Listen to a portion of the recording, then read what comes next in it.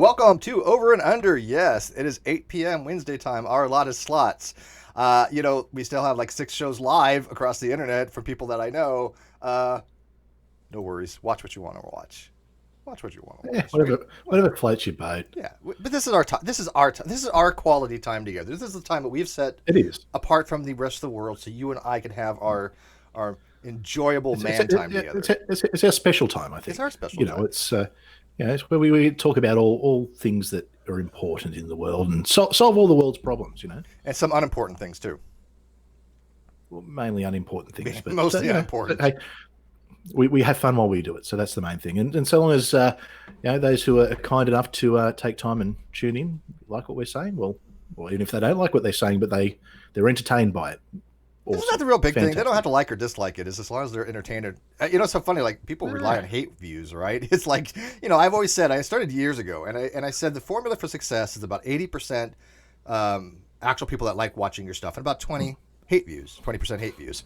Now, mine has probably dipped about 70-30, still within acceptable parameters. I mean, it's 70% hate and 30% like, or just flip. Yeah, cool. Yeah. But those 30% are pretty awesome people, right? Yeah, hell yeah. Hell yeah. I mean, I got a message. Especially the ones that like me. So, that's the prerequisite. Wait, there are? Have they looked at your political record? Well, no. The good thing is most people can't understand what I'm saying. The accent throws them. So they just assume what you're saying is right. Yeah, it's because I've got that accent. It's just they automatically think whatever I'm saying must be articulate and important. So I think that's British. I think you're confusing your nationality. Ooh. Although, where'd you guys come from? Well, it's just like the Australian accent's like a high form of British. It's like if there was an upper British, that would be Australian. Yeah, that's what we tell ourselves anyway. Real quick, let me tell people, because I did put in the video description, Vin from VinAndSori will be joining us. Something came up, but he will be joining us hopefully in about an hour. If you guys don't know who he is, check out his channel, VinAndSori. They do music reviews and atheism, and I don't know, they combine a whole bunch. It's like a potpourri of stuff, but I know him from Facebook, and he happened to like this particular topic, and so he wanted to jump in, which we'll eventually get into. But before we get into the topic tonight, once again, Chris and I were talking before we went on air about a topic that I think is a cool topic. It's unrelated to this, and it's not even, well, I don't know if it's related to politics. I think it is, and I'll make the argument it's related to politics in a way. Look, you can link politics to anything, really. There'd be... Oh, I'm sure you can. Well, think about it. Okay, so I was telling him that we were talking about why there's so many beautiful people in Australia and Canada. And America is like, I think, one of the most unhealthy countries in the world. I mean, we don't eat right. We are fast food addicts in America, much more than other countries, and I think that's unhealthy. I think there's a lot of nutritional issues to be had there. And I just watched Spurlock's Supersize Me again not too long ago, and I think there's something of value to be said there, right? I mean, when you're consuming 5,000 calories a day, and the normal intake for a man is about 2,400, give or take. I mean, of course you're going to put on weight. Of course your triglycerides is going to go to hell. Of course your cholesterol is going to go through the roof. I mean, it's just basic biology, right? And so I was. And by the way, how it links to politics is lobbyist. The lobbyist for these. Definitely. Yeah, well, I mean, it's fast food industry, and they're certainly So the US is very, very different, I guess, to a lot of other places where lobbyists have probably got more influence in the US. In the political structure there than they do in the rest of the world. I was actually having a conversation, actually the other night on my channel, we had Ask Conservative Anything. And the question actually came up about the influence of lobbying in Australia. And we've got so many donation limitations, things you can do, things you can't do. So it really tightens it right up. But I mean, in the US, lobbyists can essentially donate directly to a candidate under the expectation that whatever they're lobbying for will be, put through or represented. You don't have heavy campaign laws like we have in the States here. Oh, we got fairly heavy campaign laws, but especially surrounding donations. Like say, right. So in New South Wales, where I am, which is the largest state, if you are a property developer, which means that can be you can do a massive renovation on your own property. You can't make a political donation at all. For me, when I was running, if I drove, I own my car, but well, technically my business owns the car. So every time I drove that car anywhere to anything, I actually had to make a note and count it as a political donation from my business to my campaign. Oh, really? So we're fairly strict on that is pretty strict, what actually. can be done. Yeah, it's really, but it's a good thing too, because it stops a lot of I guess nefarious things coming in. We've had a lot of controversy here with a lot of Chinese business people who have got links to the Chinese Communist Party. Well, anyone who's a business person in China obviously has links to them, but have made some fairly hefty donations and sort of been caught out and ended a few political careers, actually. Well, I mean, do you think that's the way it is? Do you think that, okay, like in America, we have campaign finance reform, but it's crap. Everybody knows it's crap. I mean, there's loopholes galore. Okay. Do you think that a huge significant portion of elections, and I'm not going to say are bought per se, right? Because it's not technically being bought, but do you think that they're so heavily influenced that it really is about the money? I mean, if you don't have the money, you are not going to get elected to any position. And I'm not talking about the presidential level. I'm not even talking about gubernatorial. I'm talking about even at the local level. Yeah, look, you certainly need to have money behind you to do it. I mean, especially in the United States, it doesn't always equal success. We had a minor party here who spent, I think, more than the two major parties combined at our last federal election, and didn't get a single person elected. So it is the message as well. But look, ultimately, you want to convince people to vote for you. You've got to get in front of them, and the press aren't going to give you a free ride. The only way to get in front of them is advertising, is putting on events, is having basically money behind you. But by the same token, I mean, it's if you can raise and manage money, I guess that potentially gives you credibility as far as being able to do the same at a at a government level, to be able to manage money well.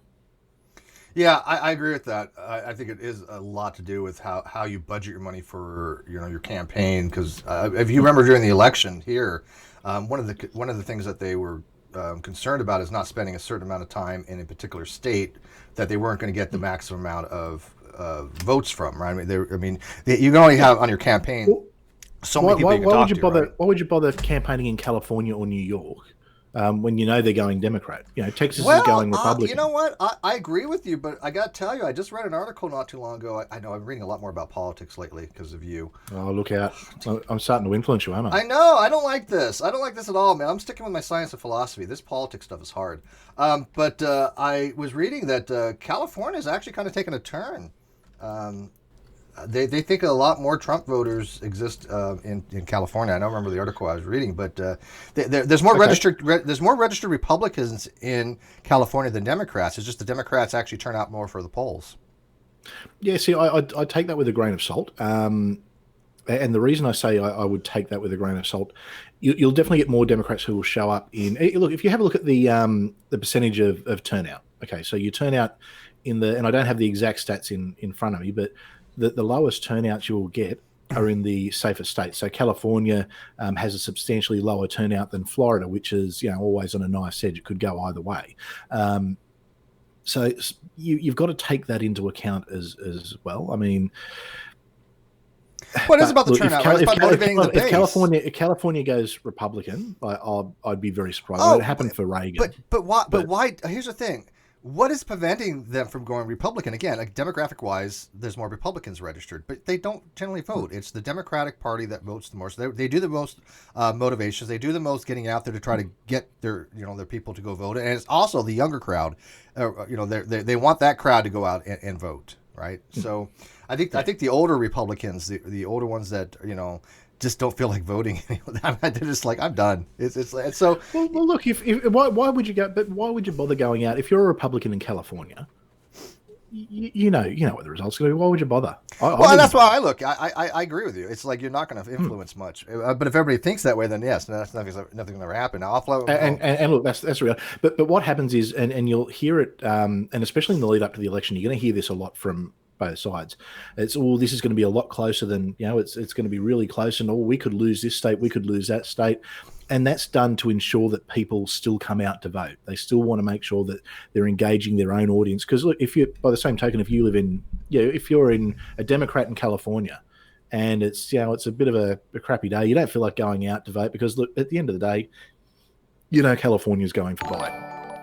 But if you're hearing it's going to be close, this could flip, you are absolutely going to be out there and voting. You are going to be right there because you're not going to risk it. Flemo for $2 says Donald Trump won't protect his base online. I don't, again, I don't straight up. I'm gonna use the term that Chris uses. What's your term for Trump? Ooh. Oh, Orange Man Bad. Yeah, Orange Man Bad. OMB. So OMB, Orange Man Bad. OMB. I love that. I don't think he even knows what his constituents are. I don't think he has even understanding because again, we've discussed on other shows that we don't think he's evangelist or Christian in any way, shape, or form, in any real sense of the word. Again, I'm not judging his belief. I'm not doing the no true Christian thing. Of this, come on.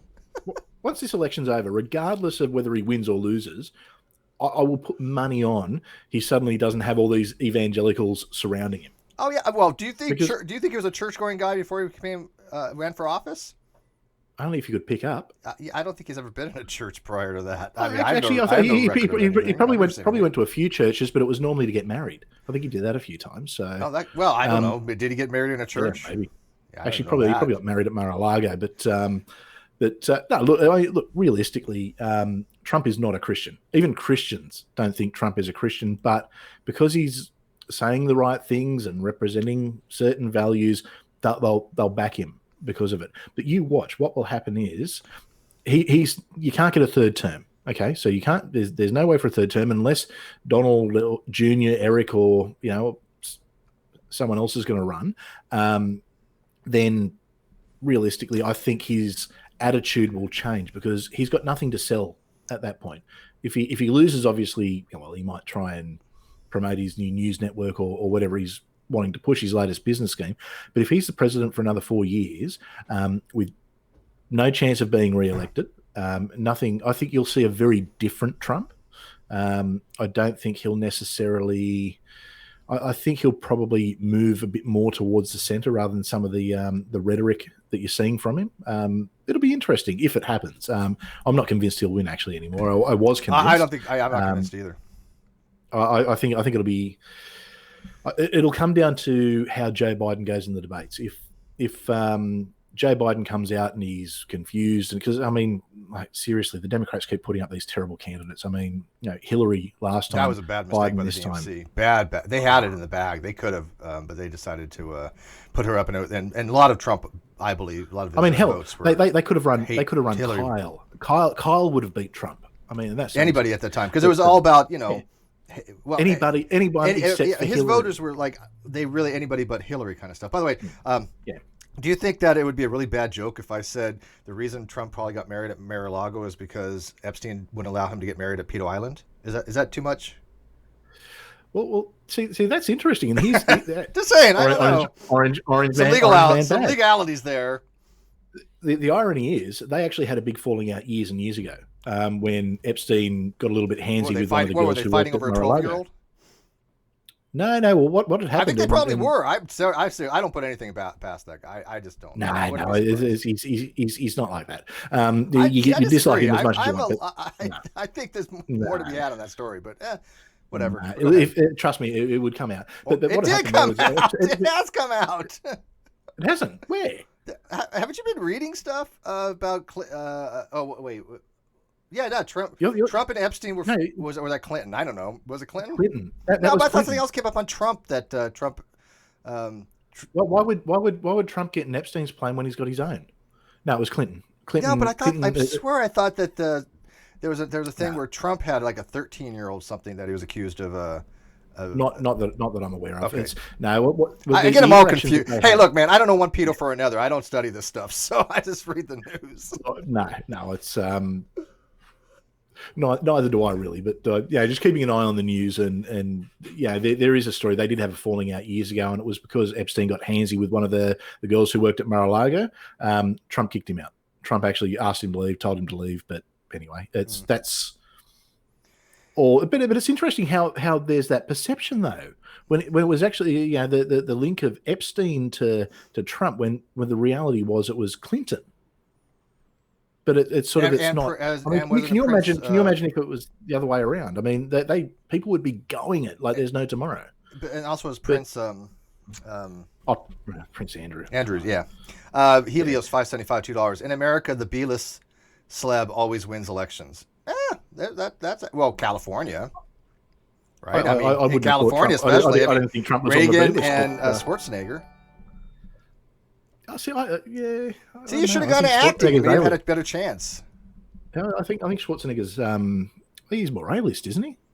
Well, I would have had him on the D list. I mean, Trump, he wasn't, he was a reality TV show host.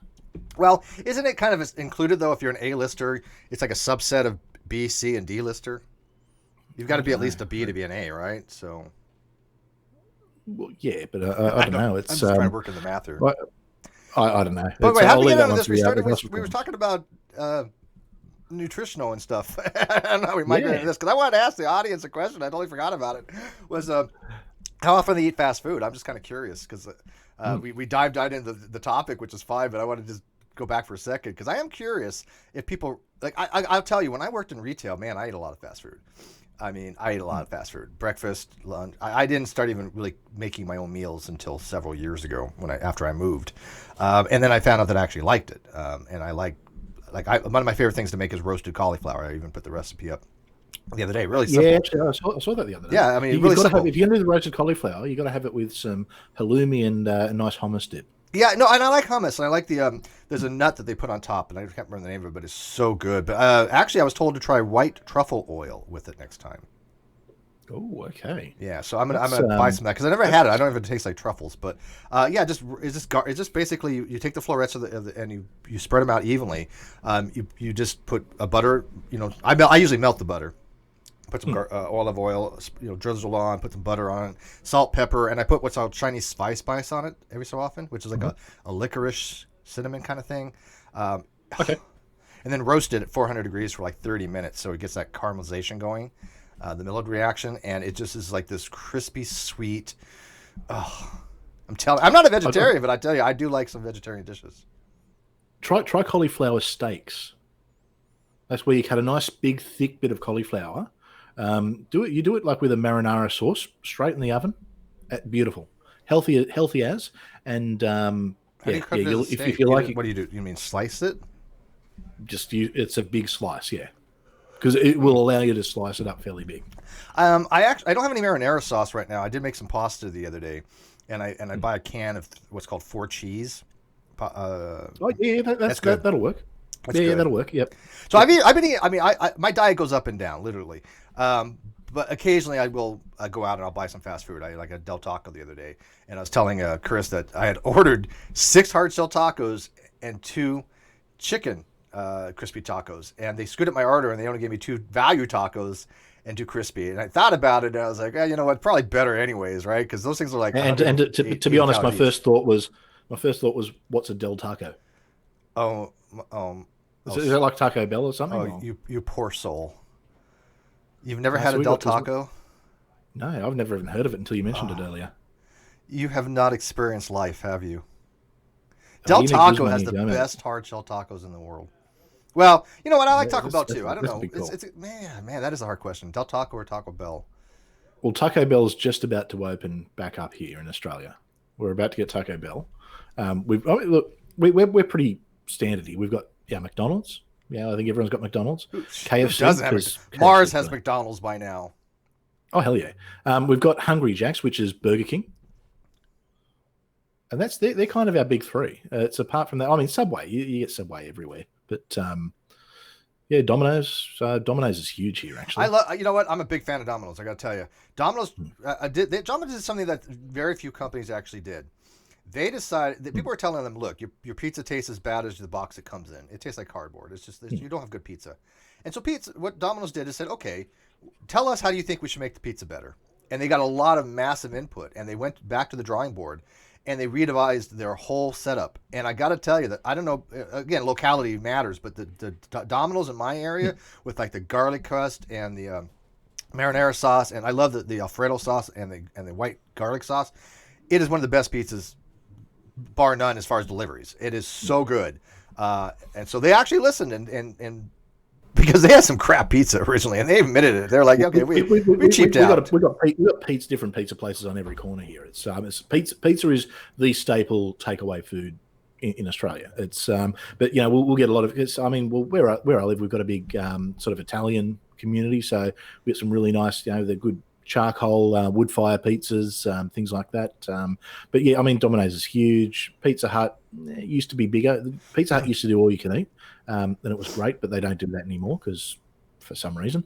But yeah, that's Domino's is the biggest by a long shot. But God, this is making me hungry. Yeah, but I literally just had some chips and cheese before I started, and a couple pieces of chicken that I had left over.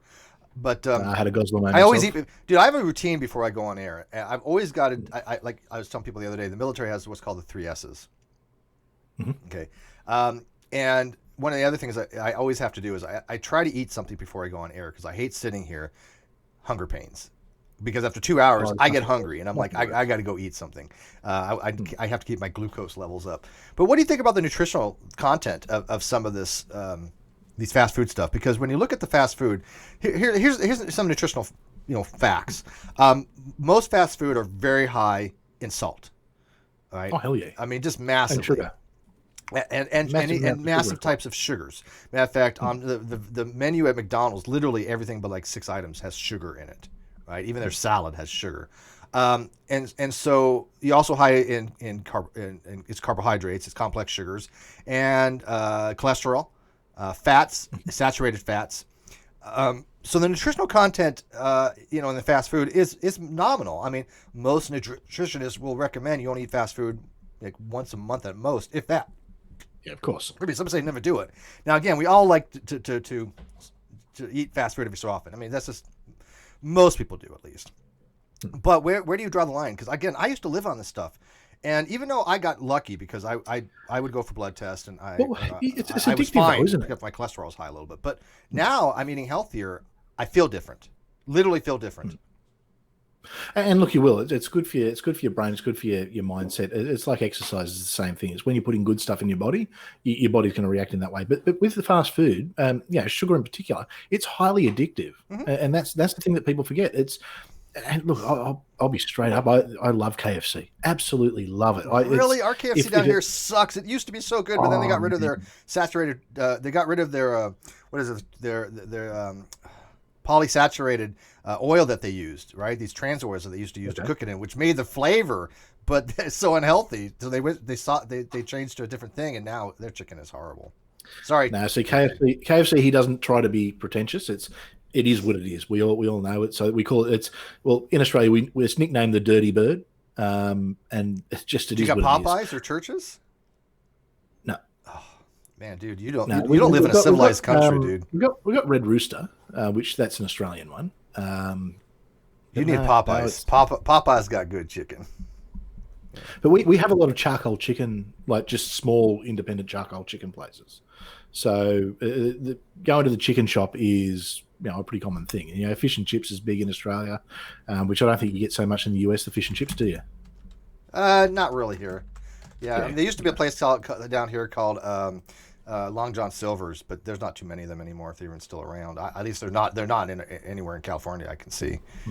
Maybe if I went an hour or two somewhere. But yeah, look, Subway. I think Subway's probably the healthier of all of them. Subway's got good sandwiches. Yeah. So yeah, no, a lot of independent stuff, probably more than anything. A smaller independent. I just wish I would have learned this stuff early on. Like I did in a way, right? I took health in college, right? There's a health class you can take. Yeah, and we all learn about it, but you don't understand it. I didn't learn, not as I say, sort of thing. Yeah, but come on. Yeah. When you were growing up, did you really know the difference between a simple sugar and a complex sugar, or did you know what a calorie was? No, of course not. I bet most people would not even know what a calorie actually is, right? And I know what a calorie is. I started learning about calories when I was in my mid-20s, and all of a sudden my weight ballooned because I was eating shit. But there's actually a definition. A calorie literally is defined as, what is it? The amount, the degree in Celsius to raise 1 gram of water.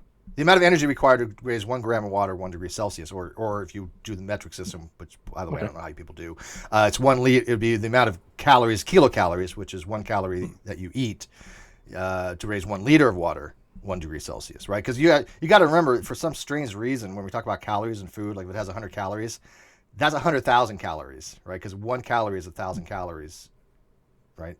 You knew that? That's scary. Yeah. So, I mean, we don't go by the lower C. We go by the bigger calories, because instead of saying, oh, it's 100,000 calories, it just says better, it sounds better to say, oh, it's 100 calories. But 1 calorie represents You actually slightly feel calories. better about what you're eating, don't you? So What? it makes you slightly feel better about what you're eating. Well, yeah, you want to eat something that has 100,000 calories? People know. Yeah. I think people know that it's not good for you. There is the addiction factor, but there's also the convenience factor. I mean, I know when I've been working and I don't have a lot of time, it's just like, you know what, I've got 10 minutes to grab something to eat, run through a drive-through and eat it as I'm driving. Yeah, no, I think well, that's what they call it fast food, right? I mean, the convenience factor. Like when when you have 30 minutes to eat, right? You have a lunch break, right? And you have 30 minutes to eat. And we live in one of those worlds where everything's so fast. But is it worth it? I mean, nowadays they're healthier alternatives, right? I mean, many places are trying to at least have a little bit more healthier fast food. I don't know to what degree, but I think people are a lot more aware, because back when there was a big issue about all this, McDonald's was looking really bad. I mean, remember that whole thing? I don't know if you guys had it down there, but there's a whole push to have supersize. Do you want that supersize? So like 40 cents more, and you get, instead of getting this many fries, you get that many fries, which is about, you went from 200 calories to 600 calories. Yeah, no, we just have large. We've got small, medium, and large, and the default is most people will just get a large meal, but our large is not America's large. So yeah, you got small, medium, and Aussie man style, or Aussie man size, right? Yeah, that's right. Yeah. So, but as I was saying to you before we went on air, I know a lot of people who have gone over. This is how they get their fries in Australia. It's by the bucket. This wasn't ice cream. Absolutely. See, I reuse stuff. I mean, like I said, this was five gallons of ice cream that I went through, but it took me several months to do so. But that was my treat to myself. Oh, you got to do these things, but no, it's like a lot of people I know who have gone to the US and have ordered like the large meal at McDonald's have gone, what the hell is it? Because it's just too big. It's way too big. Well, yeah, I mean, so it's like the portion sizes in the US compared to the rest of the world are insane. That's why you've got Americans don't know what a portion size is. They really have no clue. They would be astounded if they actually learn what a true portion size is for the average person. I mean, like, a potato, you should have about that much mashed potatoes, right? Or a 3 or 4 ounce steak, not a pound of meat. I mean, you figure that a Big Mac, and I'm guessing here, it's approximately probably most hamburgers you get around 500 give or take calories, right? Then you add the fries, that's another 500 calories give or take, right? Then you add the soda, which is another 500 calories give or take, right? So you're looking at 1,500 calories for one meal. That's almost your daily caloric intake right there. Yeah, absolutely. I only eat. I try to get around through 2,000 on a normal day, right? And even though 2,400 is about, what I should be probably eating to maintain. But I'm still trying to lose weight, but it's just not going very well. But I try to shoot for that 2,000 mark, or even lower, 1,800. Sometimes I've shot for 1,500 for a little while. But can you imagine having one hamburger, a fry, and your soda?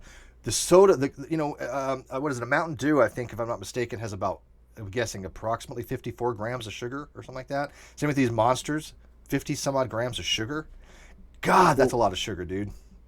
Well, I've got a Sprite right here, right now, and I'm looking at the serving. So it's 326 kilojoules, 78 calories, 18 grams of sugar, 26 milligram of sodium. Well, 26 isn't too bad. What's your average? I think was it 1,000 milligrams a day of salt was your max or something like that? Something like that. Yeah. But man, God's honors like 72 ounces porterhouse. Dude, that's 2,000 grams for these metric people. That's over 2,000 grams of meat. That's just lunch. What's wrong with that? That's ungodly. That's ungodly. Now again, I'm not criticizing. I like to eat, right? And I'm not telling anybody, hey, if you're Epicurean and you like to eat, I'm not judging anybody at all. But I think people should at least be educated a little bit about how much more they're eating rather than what they actually need for the caloric intake, right? Because if you're eating more than what you spend, what happens? It's got to go somewhere. It's going to be stored, in the form of fat, right? That's how your body processes it. Yeah, but do people want to be educated? It's like if no one tells me it's bad for me and I don't understand it, then I'm not going to stop doing it because I don't want to stop doing it. Yeah, well, again, who am I to judge? I'm like, do you? Like I said, I quit smoking 5 years ago, but I don't go around telling people don't smoke. It doesn't bother me in the least. Actually, I kind of like the smell of it, right? So I would never get on a crusade. Yeah, I'm with you. I quit 10 years ago, and there's times where I'll smell it and go, I could really go for it. Right, and it smells like crap. You know it smells like crap. If you took a hit, it would be nasty. You know that taste. Oh, hell yeah. But I would never do it because, again, it was so hard to quit. I went through that 3-day phase, and I got the smoker's flu out of it. I literally got the smoker's flu. I was sicker than crap. And people say, well, how do you get sick off that? And I don't know the biochemical reasons for it. It's not nicotine withdrawal, because your nicotine, you only have that withdrawal like for a couple hours or a day most. It's out of your system. But from what I understand, somebody told me, and again, maybe we have some biologists out there, you have certain ligands on your cells, and nicotine causes the ligands to bend, and when you don't smoke for some period of time, they start to straighten out, and for some reason that makes you sick. I don't know the exact dynamics. Somebody might be able to do a video on that one of these days. But yeah, I had the smoker's flu, and you feel like you're sick. I mean, just totally feel like you're sick. See, I was pretty lucky. I almost quit by accident. When I quit smoking, it was I'd done a million things and always found the excuse and never kind of done it, and then had a situation and ended up turning around to my wife and just basically saying, I haven't had a smoke for a day, and I don't feel like one. It was just kind of like, let's see how this goes. It was completely unplanned, unintentional. It just worked out for me. And once I'd realized, I think mentally, hey, I just went a day without having a smoke and didn't even think about it, then all of a sudden it became a lot easier. I think it's when you're trying to quit or when you're trying not to do something, it's at the forefront of your mind. So mentally you're thinking about it, that addiction factor sort of kicks in. But I think the rule is, what I've heard is 3 days, 3 weeks, 3 months. So it's 3 days to get the actual nicotine out of your system. I don't think it's that long. 3 weeks to break the habit, and then at 3 months, if you've gotten to that point, they reckon you'll never smoke again. Are you sure about that? Because like I said, the half-life of nicotine is pretty quick. That's why people smoke so often, right? I'm not. That's how they promote it here. So it's the 3-3-3 rule. But I mean, if you can make it 3 days, you're good to go. But I had the same thing. It was around December 5th. 2015, if I believe it was, mm-hmm. and I wasn't really feeling that great. I was, and I was tired, and I was like, you know what? I believe it was a Sunday, and I'm like, I'm not going to go out and get smokes today. And by the way, this was back when cigarettes were a little bit less expensive, but they were still costly. I mean, like $4-5 a pack. Now they're like $8 to $10, but. Oh, jeez. Smokers would hate it here. It's like $25 a pack. $25 a pack, and that's American, which is $17, $17.50 give or take. That's ridiculous. Yeah, about that. Yeah. And so I was like, okay, you know what? I'm just gonna not go out. And so the next day came around. I was like, man, I went a whole day without a smoke, man. I really want one, but maybe I can go longer. Third day comes around, and I'm like, okay, I haven't ran out of bite smokes, and I got so sick. And then I really didn't feel like going anywhere, right? I'm like, oh, there's no chance in hell I'm going out. I was nauseous. I was like vomiting, and I was like, oh, this is but I hear that from a lot of people. I couldn't even get out of bed. It was that bad. Yeah, no, it's a common thing. See, I was lucky. It just kind of it worked out well. I didn't really have any side effects. The biggest thing, actually, what the real kicker for me was I think it was about 2 weeks after. And that's when you start to get your senses back. And it rained, and I forgot rain had a smell. Mm-hmm. Just that smell of rain. I'm just like, oh wow! And it's sort of it's when you get that that sort of that the senses sort of kick back in. It's sort of that happy place and memories and things like that. And I'm sort of it took me back to when I was a kid and smelling rain in the country kind of thing. And it was just such a big thing for me. Rain and grass. Psychologically, rain of all the things, rain. The smell of rain. Yeah, now it smells Unfortunately, like food acid, starts to taste really whatever. good too. But fresh cut grass and the rain on the grass, you can definitely smell that. Exactly. Yeah, absolutely. Those what is it? They're not pheromones. What are they called? They're called I don't remember the name, but they're the smells that come out. Yeah. You definitely Yeah. can smell them. Has anybody else still experienced the smoker's flu? I mean, again, this is an honest to God phenomenon. This is not something that was just in my head. It is a physiological reaction that your body's having. Although, again, it is not the same as withdrawal. Withdrawal and smoker's flu are unrelated. But anybody who smoked knows you get addicted to it. And same thing with fast food. Yeah. There's an addiction factor. As you pointed out, the sugar's addicting. They have MSG, which makes it taste better. But MSG has been shown to be addictive. It does process in the brain, much like dopamine, if I'm not mistaken. But your body, they want people to be addicted to this stuff, right? And they start you off as a kid, too. I mean, look at McDonald's playgrounds. I mean who else? Yeah. That was brilliant, by the way. Do you have McDonald's parties in the US? Yes, absolutely. Yes, you can have birthday parties there. And Macca's, can't beat a Macca's party, can you? You what? Can't beat a Macca's party. Macca's party. Macca's. What's a Macca's? What do you call McDonald's in the US? We call it Macca's here. Never heard. No, we don't do that here. Oh, really? No, I've never heard. Some of them are even rebranded to Macca's. MACCAS. Wow, yeah. No, we just say everything's Mick or Mac. Everything's like McGriddle. Okay. Or McNasty, McRib. Oh, there you go. No, it's Macca's here. Macca's. Okay, let me ask. Live chat. Is there going even to the point where it's we'll go if you're going to get Macca's, you go for a Macca's run. All right, let me ask live chat. I'm going to go for a Macca's run. What do you want? So the live chat, Canadians and Americans. We don't care about the UK and Aussie right now, but UK's Americans. Have you guys ever heard this term that he's talking about? Or am I just out of the loop here? Well, God's ordered, he's put Macca's as McDonald's, so I don't know where God's ordered is but he's from Seattle. I don't think they use that term up there. I don't know. Maybe it's it might just be a California thing that you don't. I don't know. I've never heard a term. Mickey D's. Yeah, we use Mickey D's down here. Yeah, Dr. Alice, Mickey D's. That's what we call it. Mickey D's. Mickey D's. There you go. Yeah. Actually, there was an ad years ago where they had Mickey D's in it, and no one knew what they were talking about. And Mackie D's in the UK. There you go. We don't call Mackie D's. No, that's weird. Mackie D's. That sounds like something in the Bible, or that should have been put in the Bible. Was that Maccabees?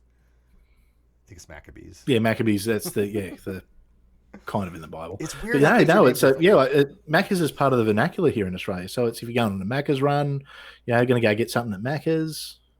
Yeah. No one calls it McDonald's. Oh, Mikey even says he calls it Mackey's, and he's in the Chicago region. Wow. Okay, I didn't know these regional terms. Hey, look, you go to another state and you tell them about some kind of place that you eat at or something like that, and they're like, "What the hell's that?" And it's like I remember Stuckey's, right? People are like, "What the hell's a Stuckey's?" Or a Howard Johnson, like, "What the hell's a Howard Johnson?" Or Sambo's, like, "What the hell's a Sambo's?" I remember all these places growing up.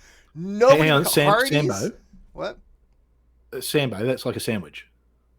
No, Sambo's was.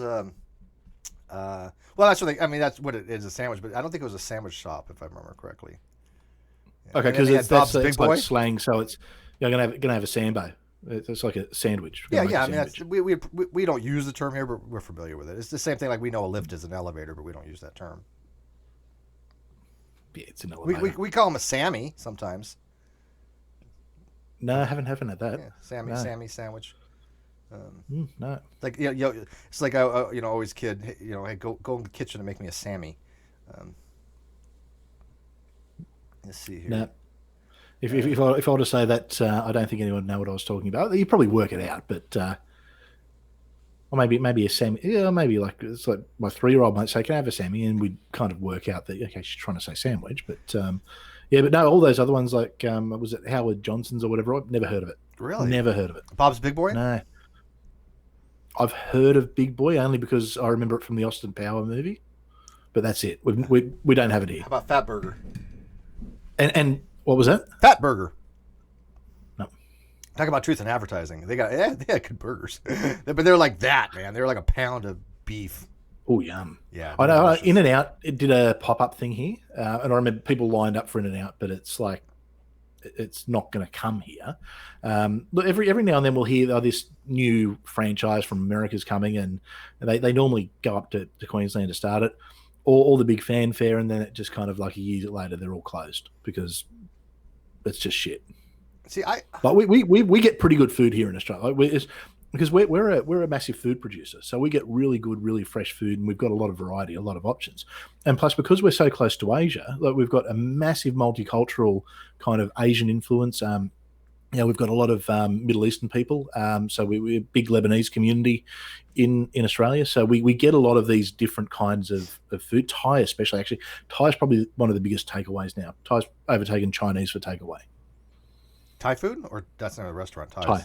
Thai. Yeah, I love Thai food. Thai food is one of my favorite types of foods. I love Thai. Oh, it's brilliant. It's brilliant.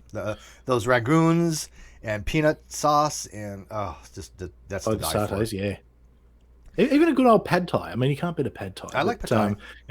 Something like a good red curry. It's my neighbours are a Thai, and we've got a chili plant out the back that just produces more chilies than we'd ever want to do with, and they're forever we're giving them chilies, and some of the stuff they're cooking up. Oh man, it smells good. Yeah, I think I don't think we could handle the heat though. I think I like a good heat. I think Cheshire and God's Auditors should do an episode on Cheshire's channel on foodie stuff.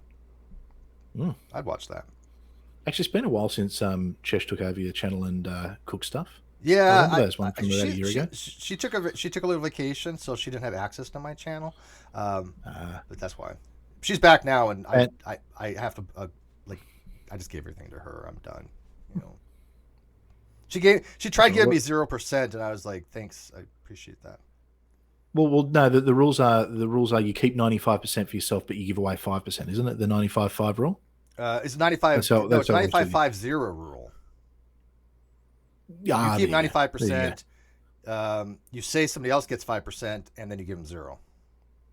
Yeah, well, that seems fair. That seems fair. Yeah, of course, really fair. I mean, it's just all business is done, right? Yeah, absolutely. I like it in there. Vegemite is excellent. God's ordered it. You are 100% spot on. Vegemite is sensational. No, it's not. We're never going to agree with this. I would be willing to try it I'm questioning again. whether you've had it properly, though. I've had Marmite and I've had Vegemite. What's the difference? Not much. Oh, no, Marmite shit. No, Marmite's They're related. Both taste like yeast byproducts. Well, they are yeast byproducts. Yeah. Well, I know. They taste that. Yeast extracts, yeah. Yeah, but the Vegemite, you get plenty of butter on some hot toast, and then just this nice little spread, and sensational. So, what do you think is better, Vegemite or Marmite? Which is your preferred? Sorry. What is your preferred, Vegemite or Marmite? Vegemite, Marmite shit. Marmite's so like Hawkskull says, Vegemite is Marmite gone wrong, so he prefers obviously Marmite. Maybe you guys should battle it out. Maybe this Marmite's that's an English thing. It's Marmite's the English version. I will all agree that Promite is terrible. Promite is the worst. I would probably agree with that, even though I've never heard of it. Yeah, no, it's bad. It's really bad. I probably have. But, see, I'm one of those sickos that I could get a spoon of Vegemite and eat the stuff. I just love it. Why? I absolutely love it because it's so damn good. It's brilliant. Yeah. I'll send you some. I'll send you some. I'll tell you how to eat it properly and see how you go. Just get a packet or something. They used to come. The only time I've had a Vegemite or Marmite or whatever it was like a little, like those dipping sauces. It was something like that. You just peel off the thing and then. Yeah. I don't know. So I don't know how that's real. It is, No, that's kind of the real stuff, but just. Somebody asked, is it like Nutella? Yeah. No, it's nothing like Nutella. Not even remotely close. No. If you dip into Marmite or Vegemite and think it's Nutella, you're going to be seriously disappointed. Or you're going to be pleasantly surprised. Maybe it goes the other way. Maybe I don't know. Could be to taste. Depends what you're dipping, I guess. But anyways, like I said, that was one of those spur of the moment conversations, because he and I were talking about that prior to going on, and I was like, yeah, we should talk about this on air, because I think it was a very fascinating topic, because it does relate to politics, because lobbyists will push to make sure that these foods are promoted, right? I mean, can you imagine if you're trying to have a bill that affected McDonald's, how much money they would invest in that? Wow. Well, I'm thinking I'm actually going to start lobbying in the US on behalf of Vegemite. Is that going to be your sponsor? Yeah, I think we're going to make it a staple in the US, and we'll get it out there. Vegemite is American owned now, so if I ever get a sponsor, I want these guys. These are simply sensible portions. These damn things, these sea salt. You lost me at sensible, dude. These are life. Okay, I swear to God, these are life. I am addicted to these things. I could literally eat a whole bag in one sitting if I didn't have, what's the word? what that's a damn word. Self-control, right? I mean, they're like they come in chip form too, right? But instead of being like unhealthy fries, they're and they're so damn good. Sponsor me, guys. Love these. These guys, these are the best. Buy all of them out. Make them millions. Okay, You know what's gonna happen though? I swear to God, dude. It's kind of like whenever I have a show that I like on air, right? That show always gets canceled. Always gets canceled. It's like without fail. Yeah. If I like a show, it's gonna get canceled, right? These are probably gonna be off the market next month now. See, the same thing happened with my favorite, the best ever chocolate they brought out, which was chocolate with bits of, well, I guess you'd call them potato crisps in there. It was just chips and or crisps and I don't know, what do you call them? Chips or crisps? I call them chips. Yeah. Well, chips and chocolate. That goes so well. So unhealthy, but who chips, cares? though. I like cheese. Oh no, melted it works. cheese. It works. What I'll do is like I buy these. Like I just went shopping the other day and I get a big bag of these yellow chips. They're freshly made in the store, and they're like $2.50. It's cheaper than hell for a big bag. It lasts me forever. And I'll just take a handful of it, put cheddar cheese on top, right? Put it in the microwave and melt it. But sometimes I'll make a little guacamole dip with it or something like that. That's my appetizer, right? So I just want to know if people in the audience are getting hungry, because I know it's I'm getting that effect. It's starting to, even though I had lunch before I came on. It's all this talk of food. I'm keen to try some. Well, you know what it is it makes them hungry, but then it makes them want to listen more, right? Yeah, true. It's a psychological. So this is why if we get a sponsorship from any food place, I mean, this is the prime time, isn't it? Yeah. I'm telling you, the veggie straws.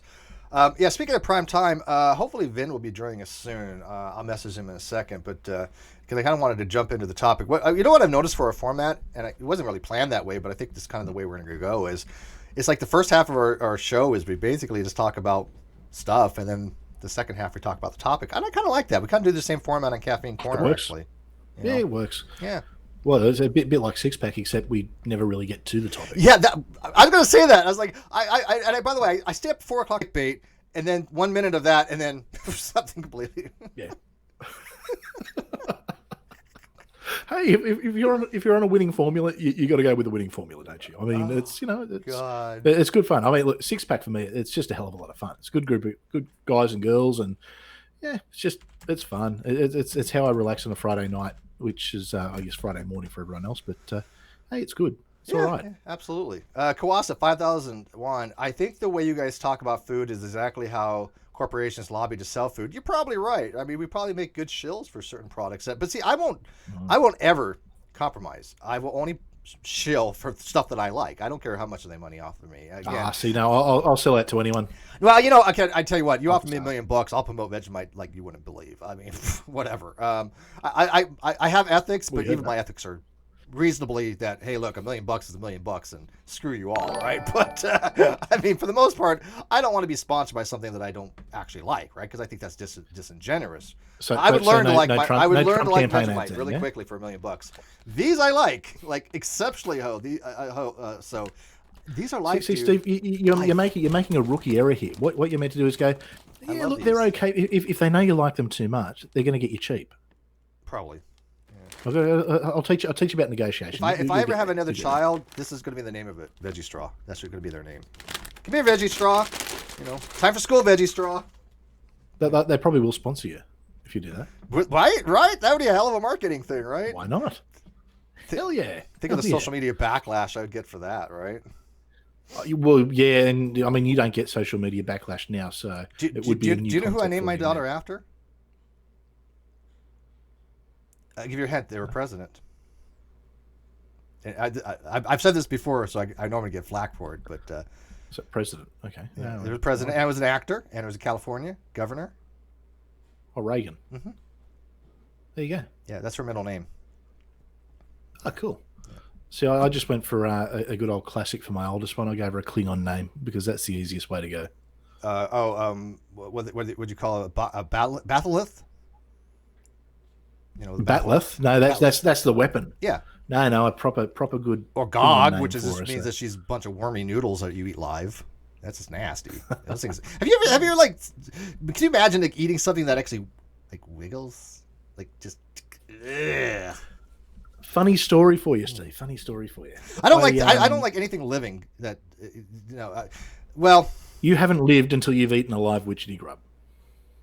A witchetty grub. I've seen those. Witchetty grub. Yep. So it's a very rare delicacy that no one in Australia really eats, but it's I didn't know what it was. I actually had to look that up, what a witchetty grub was, and that's a real thing. Oh yeah. It's I've only done it once in my life, but it was pretty good. It was like a satay. It was if you like that peanutty kind of. It was weird because the thing's wiggling and it's. But hey, yeah, I won't try anything live. I like sushi, which is raw, but at least it's dead. Oh yeah. Now people used to eat. What was it? I don't think it was squid, but there was something that they ate from the ocean that they used to eat live, and it would have a tendency to kind of like try to get back up. Oh shit! Yeah. No, see, I'd avoid that one. Yeah, that's just yeah. Can you imagine if you like the octopus and the arms start like trying to that's just maggot. Oh yeah, they have maggot ice cream. No, that's true. They have things. They have a dish. Really? Yeah, they have maggot, and they have a cheese made out of maggots. It's Okay, like literally that's moldy different. maggot cheese, and it's a delicacy. And I'm like, no. I don't think you understand what the word delicacy is. I'm thinking that's a delicacy that I'll pass on. Yeah, and you know what's so funny? What the people are like, hey, look, we're going to make people eat this crap, and we're going to sell it for a very high price, and we're going to call it a delicacy. And they're gonna actually eat, like pay for this, right? It's called Casa Maru, by the way, Casa Maru. But Casa Maru is basically I just looked it up. Traditional Sardinian sheep milk cheese that contains live insect larvae. Okay. Casa Maru. Right. Now we just lost our audience. See, we're talking about. See, we have to have a balance, right? This is a balance. See, we're probably best going back to Macca's, I think. But really, is that much better for you? That's probably a lot worse, actually. When Mackey's is your delicacy, yeah, you got issues. Well, that's okay. You can get some good creations there, but anyway, I am going to make myself hungry here. People came for the Trump stuff, the Orange Man bad stuff. They don't. Orange Man bad. Which okay. So I always something I want to get off my chest. There's one thing I always harp on, and that's that people carry on too much with Trump, and he's always everything he does. So Orange Man bad constantly. And there's this narrative that he sneezes and it's a scandal. And I've said for a long time, the problem that happens there is a little boy who cries wolf syndrome. So what happens is if you keep hearing wolf, wolf, wolf, when there actually is a wolf, you get ignored. Now, Trump, that fortunately, because I ignore a lot of the Orange Man bad narrative, fortunately, what that means is I can help people when Trump actually does bad. Trump did bad this week. He did particularly bad. He Trump on the virus that's going around. His narrative on it, the stats on it, are just completely wrong.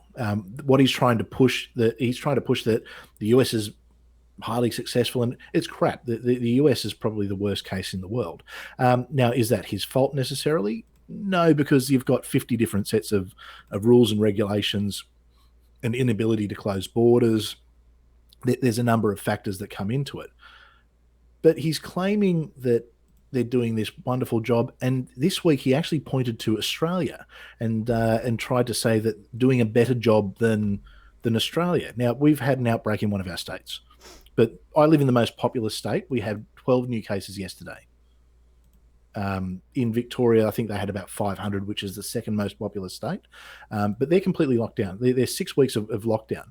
But for Trump to actually come out and say and try and compare what he's doing in the US to what we've done here, he's absolutely kidding himself. We locked down.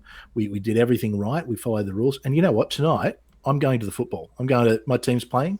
I'm going to the footy. And you're going to wear a mask. And sorry? You're going to wear a mask?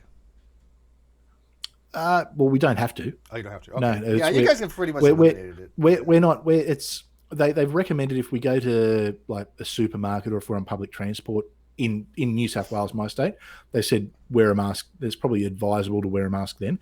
In Victoria, where they've had the outbreak, it's compulsory, but you can't get in or out of Victoria anyway. But what they've done is, so with the sporting events, so they can have 1/3 their capacity. So the stadium I'm going to tonight normally would hold about 20,000, so there'll be about 6,000 people there. But I'm able to do that because we did the right thing to start with. We all went in, we locked down, we had 6 really tough weeks. We got through it, and we're seeing the results now. So for Trump to actually even have the audacity to compare what we've done here to the absolute shit show that's going on in the United States is completely off. And frankly, how dare he compare himself to our leaders in the response and what's happened? It's chalk and cheese. Yeah, absolute chalk. Yeah, I mean, and his response was comical. I mean, it's so funny listening to him change his tune from the initial, outbreak and back in February, and even a little bit before. He's just like, oh, this is like a political thing. He's trying to politicize it. It's, trying to play it down. When people are warning him, no, this is a real thing. Science is real.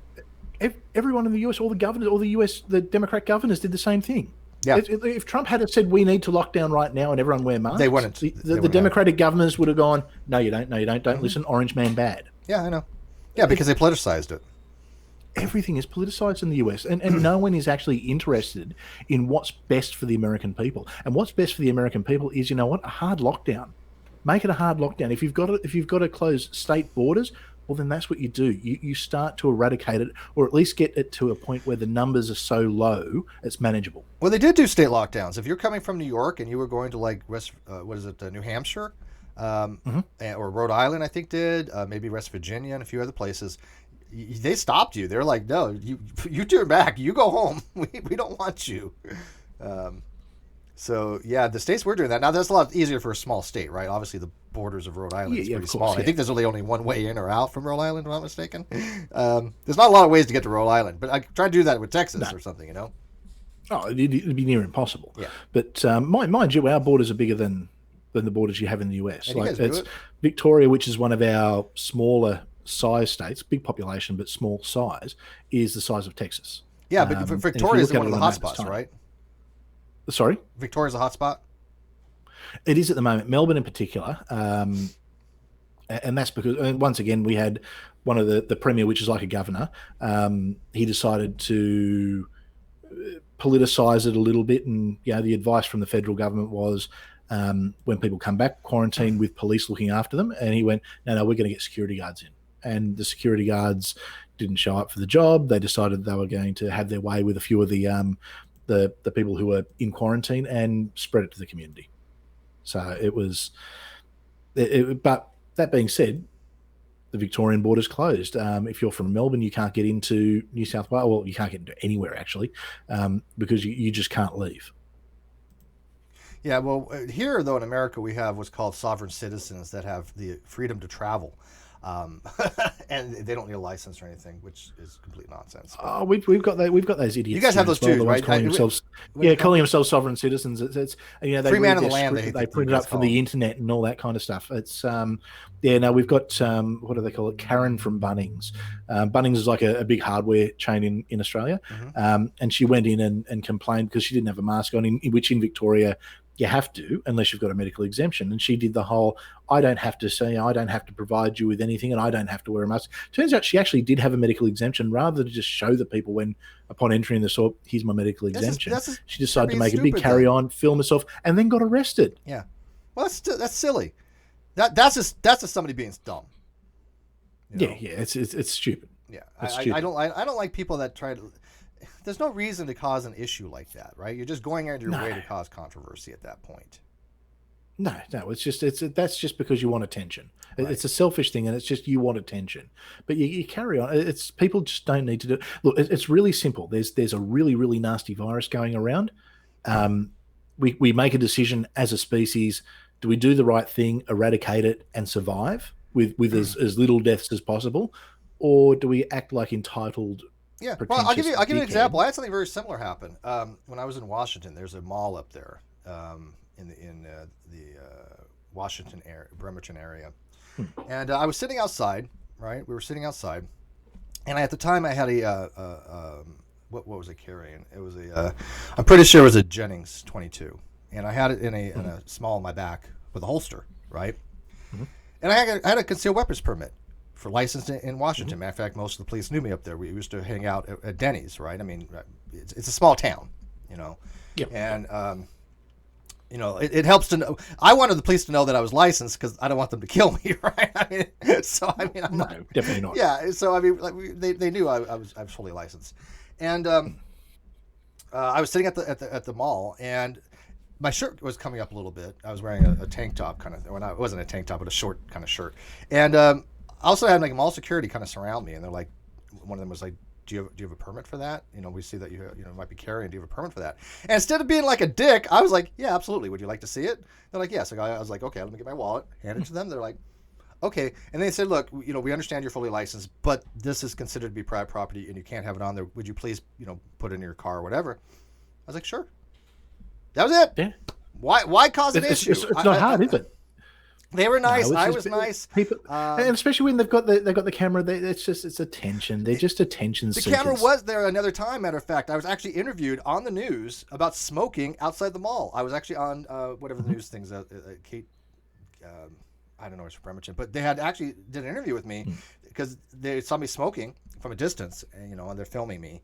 And they came up to me and they're like, hey, you know, we're filming you. Do we have permission to use you? And we'd like to have an interview about why, you know, what about the smoking no longer being in the mall? And my response to them was, if somebody wants to smoke and they think it's more important to smoke than stand outside in the rain, then they just get a little wet. I got no problem with that, right? And yeah, I was actually on the news. I've been on the news like 2 or 3 times for interviews. I was interviewed one time when Kmart was closing in Indio.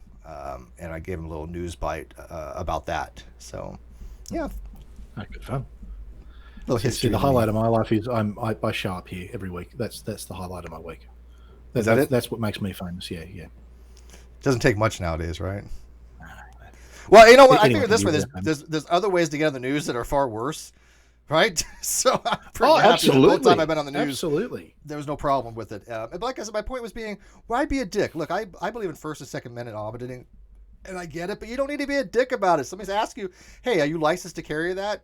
Yes, but you know, if they ask for your concealed permit, why not? I mean, I don't see. I have no reason not to show them my concealed weapons permit, which I no longer have. But still, it's like, come on.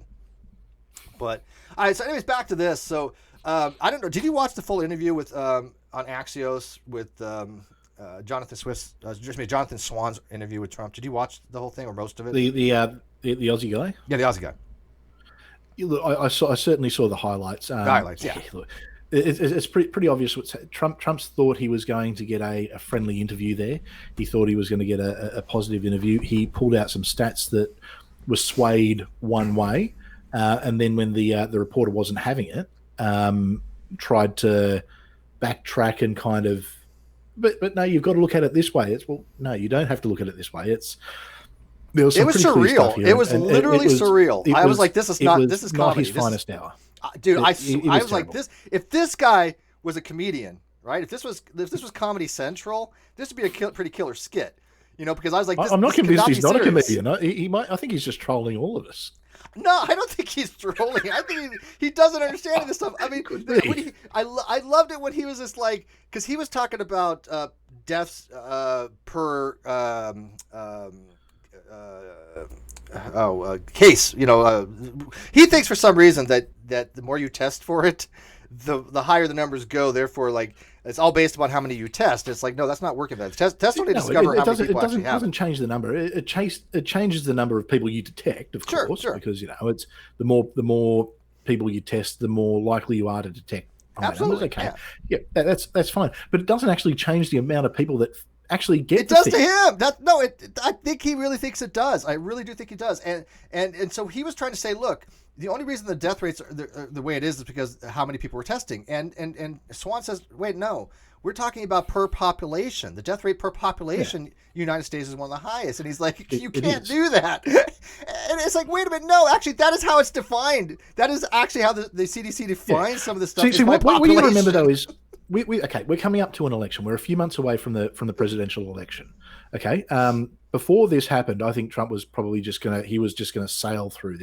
He was going to win with no problems. This has happened all of a sudden. It's changed things.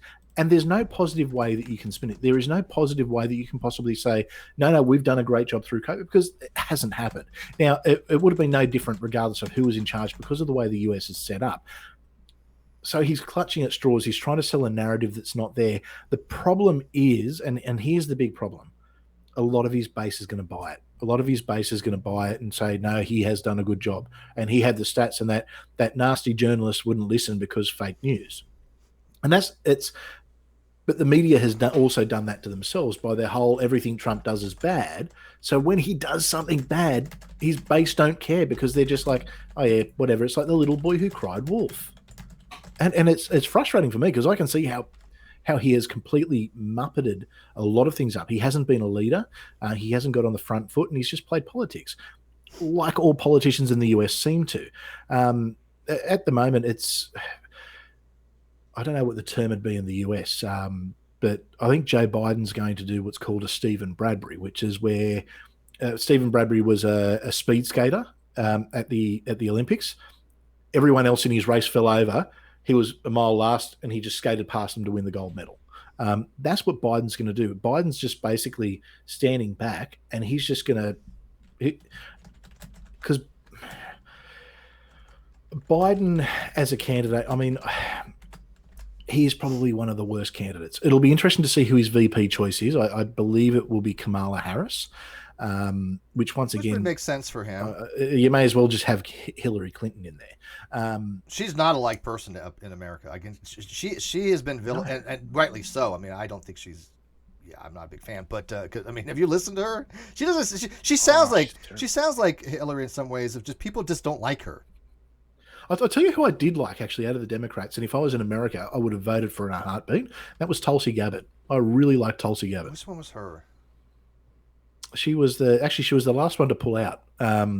She's the Hawaiian.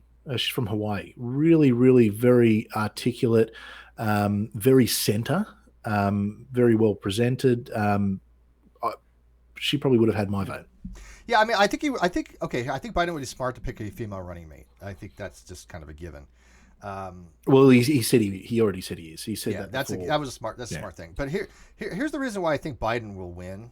And again, I'm not a psychic, but I'm generally good at at least my reasoning. I thought Trump was going to win, and I got a lot of backlash for that. People were like, "Are you kidding? How can Trump win over Hillary?" I'm like, people really hate Hillary. I lived through the Clinton years. She's not a like person. But I think Joe Biden will probably win. Even though that he has a lot of issues and there's a lot of like people going after for character assassination stuff, there's just so much backlash now with Trump, and his supporters are not they're not going to vote like they were last time. I think again it was a lot of they're not as engaged, not engaged at all, and he just has so many things to overcome, and I think this the whole Covfefe thing has really affected his base, and the evangelistic base of the evangelists are not going to be able to carry him, not at all. So I think Biden's going to probably win. I think neither of them are necessarily inspired candidates. One thing that I think you do have to remember is that when it comes to Trump, a lot of people who are Trump supporters aren't necessarily going to come out and say that they support Trump, because it's no one. I wouldn't want to be someone who was not, and once again, just to clarify, I am not a Trump supporter. I'm not even in the country. He always has to clarify that. It's like he wants to make sure have to, everybody knows. People keep smashing me and saying that I'm a Trump supporter because I don't follow the Joe Biden party line. I'm not a Trump supporter. I think the guy's a clown. And quite literally, I think he's a clown. I was asked the other day if I thought he was a sociopath, and I went, yeah, absolutely. Wait. Who asked you that, by the way? But the thing is, people who do vote for him because of that fear narrative, they won't necessarily say they're going to vote for him when they're surveyed. Yeah. So I think who asked you that question, by the way? Oh, I missed that. Who asked you the question? Let me get Vin in here real quick in a second. Who asked you that question about? Do you think Trump is a sociopath? Pretty sure it was Gary Priestley on my Ask Me Anything stream the other night. Are you messing with me, man? Are you really messing with me? I asked you that. Oh, did you? Yes. Oh, there you go. Go ask I'm Jay. sorry. That was my question to you. See how Vince, see what I got to deal with? This guy's a revisionist. You're forgettable. Right? He doesn't even remember that. Sorry, Steve, who? By the way, this was yesterday. It was literally yesterday. yesterday. Actually, no, it wasn't literally yesterday. For me, it was 2 days ago. Okay, well, my time's relative. And anyways, look who decided to join us. Vin from VinAndSori dropped in. Hey, buddy. Hey, Vin, how are you, mate? What's going on? What's going on? Oh man, I get the same issues, man. Do you? If I say Trump did anything right, you're a Trump supporter, you're crazy, yada yada yada yada. Yeah. Yeah, well, Chris calls him Orange Man bad. Is like anything that he does is going to be looked at upon negatively, and I think he's right on that. Right, I do think that there's Trump derangement syndrome does exist. I'm not a Trump supporter in any ways. I think Trump's a sociopath. I think he's an idiot. But anything that he will do that at least I would agree with. You say, hey, look, yeah, I actually think Trump did right on this. You're going to get vilified, and I think that's unfortunate. Right. Well, I think I don't know. I'm jumping in here, but I think the Axios interview for me was kind of like the exactly what I'm dealing with here. So like, for example, when he talked about restricting flights to China and things of that nature, he rightly pointed out that the left immediately was saying this is more xenophobia. Nancy Pelosi did the thing in New York where she's like, we're going to Chinatown, we're going to hug some Chinese people, we're not going to fall to Trump xenophobia.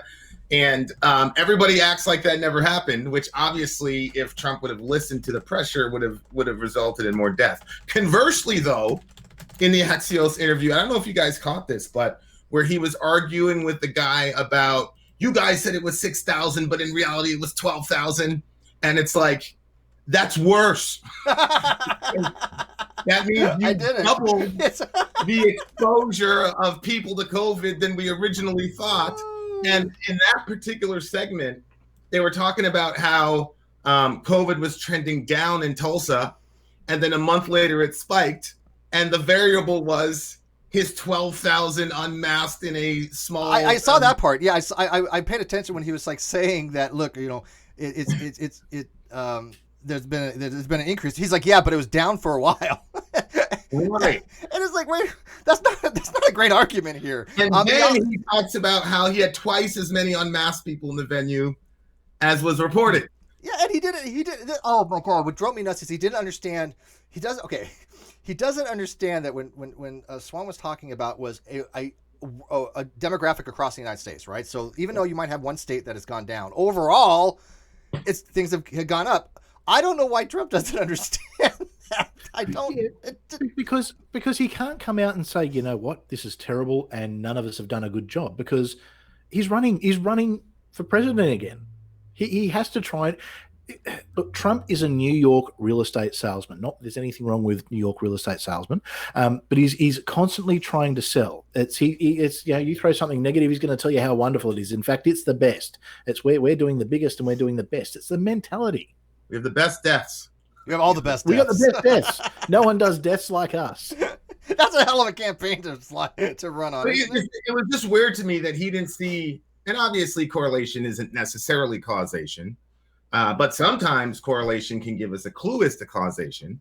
And it's like it didn't register in his mind. It was getting lower. Then you held a 12,000 venue unmasked pep rally for 2.5 hours. And then a month later it spiked. And by the way, a month later, his friend Herman Cain also died. Yeah. Yep. And there's no correlation because the numbers are about his ego. And he is still communicating in a pre-COVID seats and Laban or situation in life. Like he still has the mentality. He hasn't adapted. If it was me, I'd have been like, yo, it was 3,000. He was arguing against his own case. It's like that. Not the way. Matter of fact, I put a picture up on Twitter, and if you look, I don't know if you're watching the outside chat, but the outside feed, so because you can't see it internally. But I'll put up a picture that I put up. It was a little bit. I cropped a little bit because I had my screenshot in there, which is fine. It just was my icons. But if you look at and this was actually the picture that was actually on the news thing too.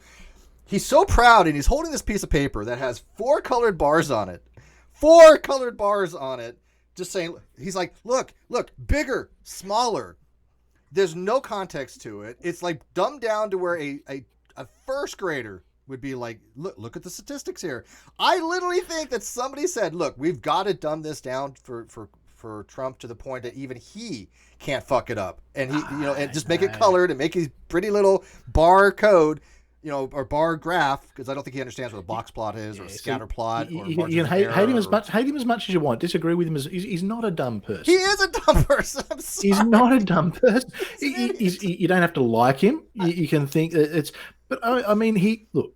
Regardless of everything else, he's a successful person. So what? I mean, you don't get to the office of the United States, President of the United States, by chance. I mean, unless you're Joe Biden and he's going to skate through. But even Biden, I mean, it's not accidental. He's not a great candidate, but it's not accidental. These are highly intelligent people.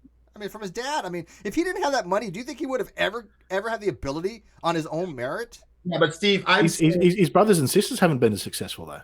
Yeah. I've seen. There's a basketball player. He's famous for, last name is O'Neal. He made $110 million in the NBA, and he's working for Burger King right now. So, you can be dumb and blow your money. But here's what I'll say about Trump. And this is what I tell my kids. I got one kid that is completely book smart, retains information very quickly, semi-photographic memory.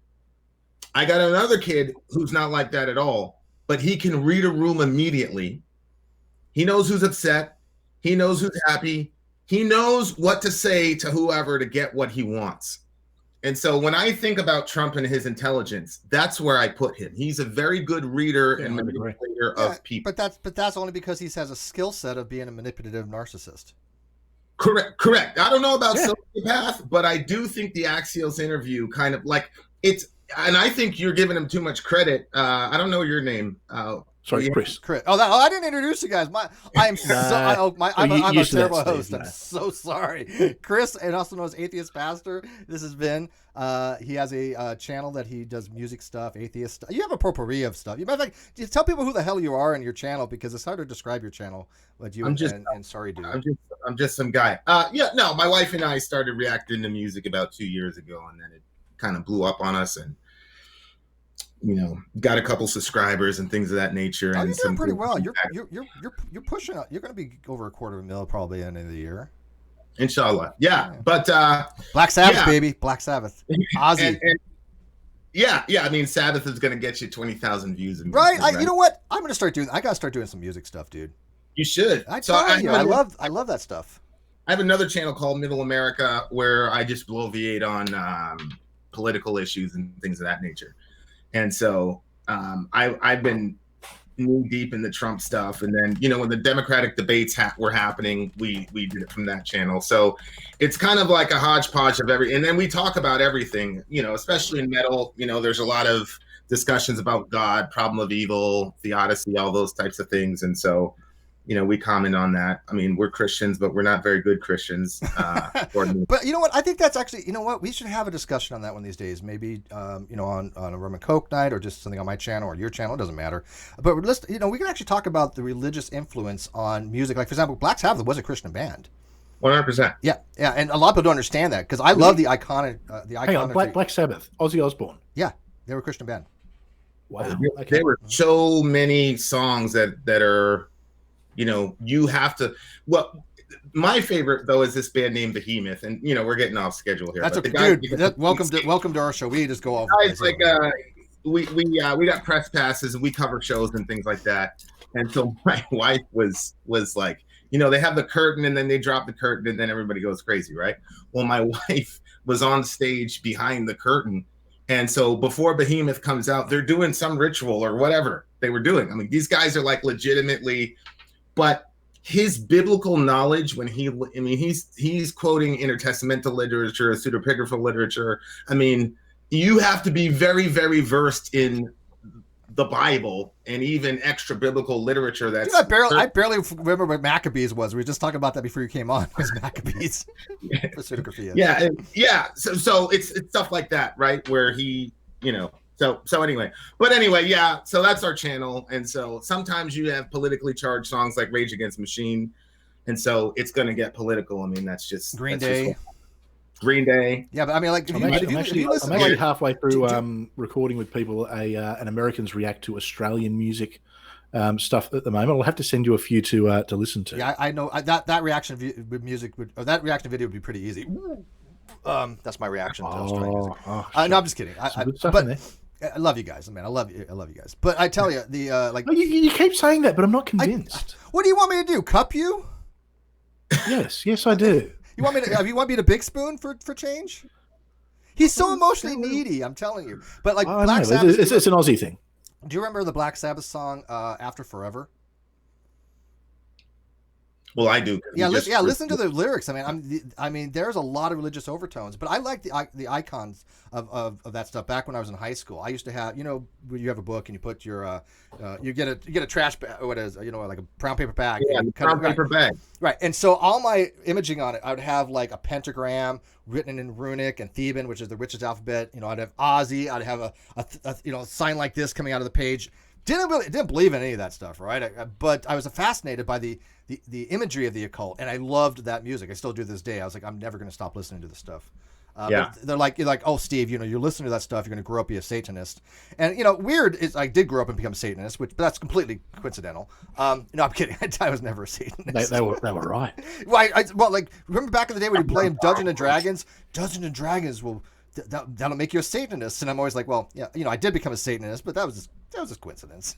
Well, I mean, speaking of Dungeons and Dragons, it wasn't until I got familiarized with the channel, because we've got a bunch of Satanists, some of whom I'm very, very close with on the channel, and they were explaining to me the Satanic Panic in the 80s. Oh yeah, I remember. Like, so on the one hand, like, haha, but on the other hand, it's like, yo, evangelicals, which is my team, and I'm never going to disavow them.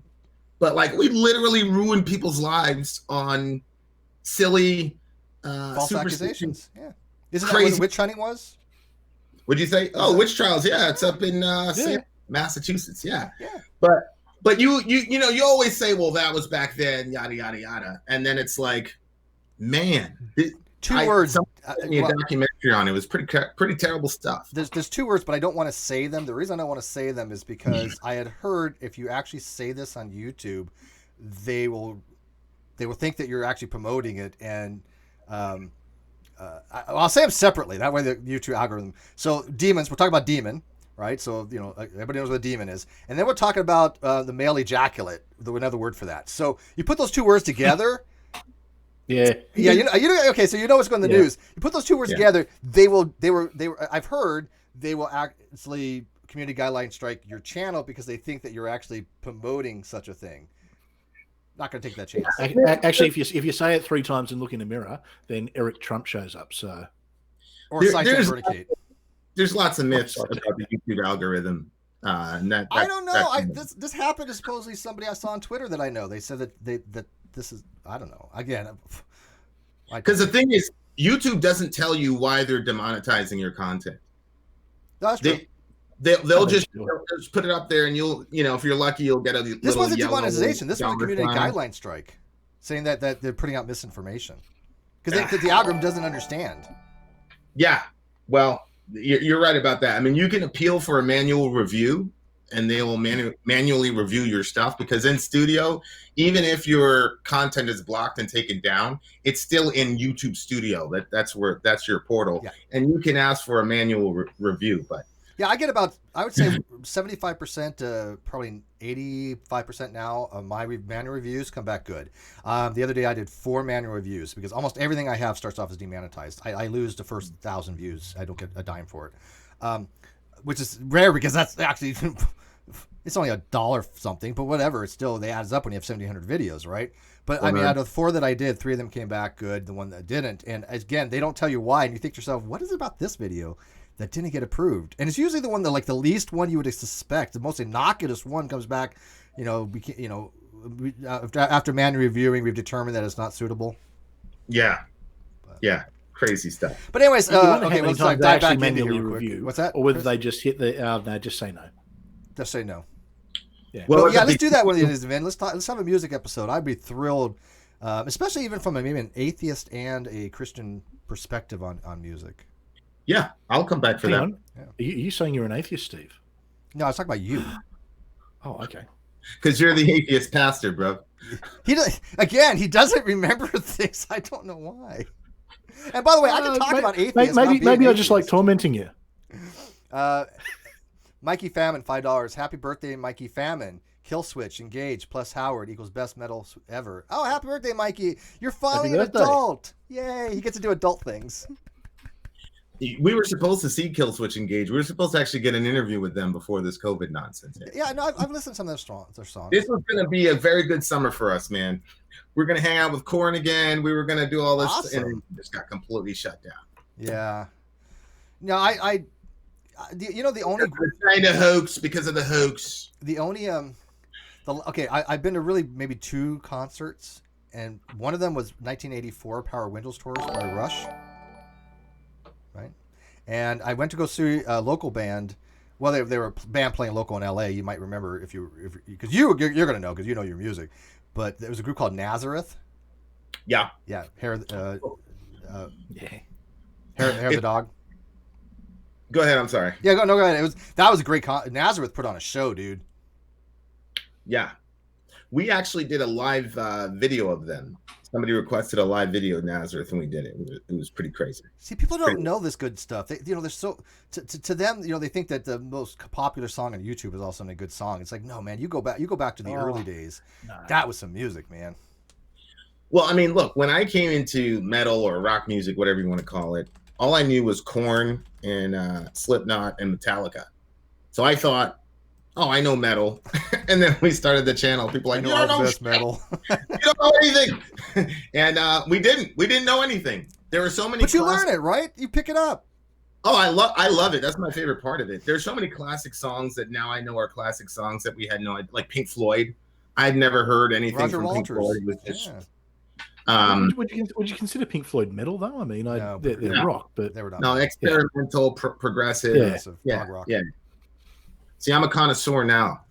Yeah. So it's experimental, progressive, psychedelic rock. So okay. Ooh, how very Let's do a quick Jonathan Ferrer. Was it Ferrer? Let's move into real quick music for a second. So who Metallica started off with? What famous person from the group Megadeth? Dave Mustaine. Dave Mustaine. I see. I finished the question for you. So let me ask you this. This could be a good controversy. Did they rip off Enter Sandman? Because if you listen to Dave Mustaine's song on Enter Sandman, the riff is identical. Yeah. Same thing with the Four Horsemen riff between that and the Gear song that he did. I think they ripped off a Dave. Yeah. For sure. But here's the thing about music. That's why I was late, because we were recording some stuff because we're actually going to do our song, my wife and I, and we've got a little international band going. It's pretty cool. But like when you play, you automatically play like the people that influence you. You see what I'm saying?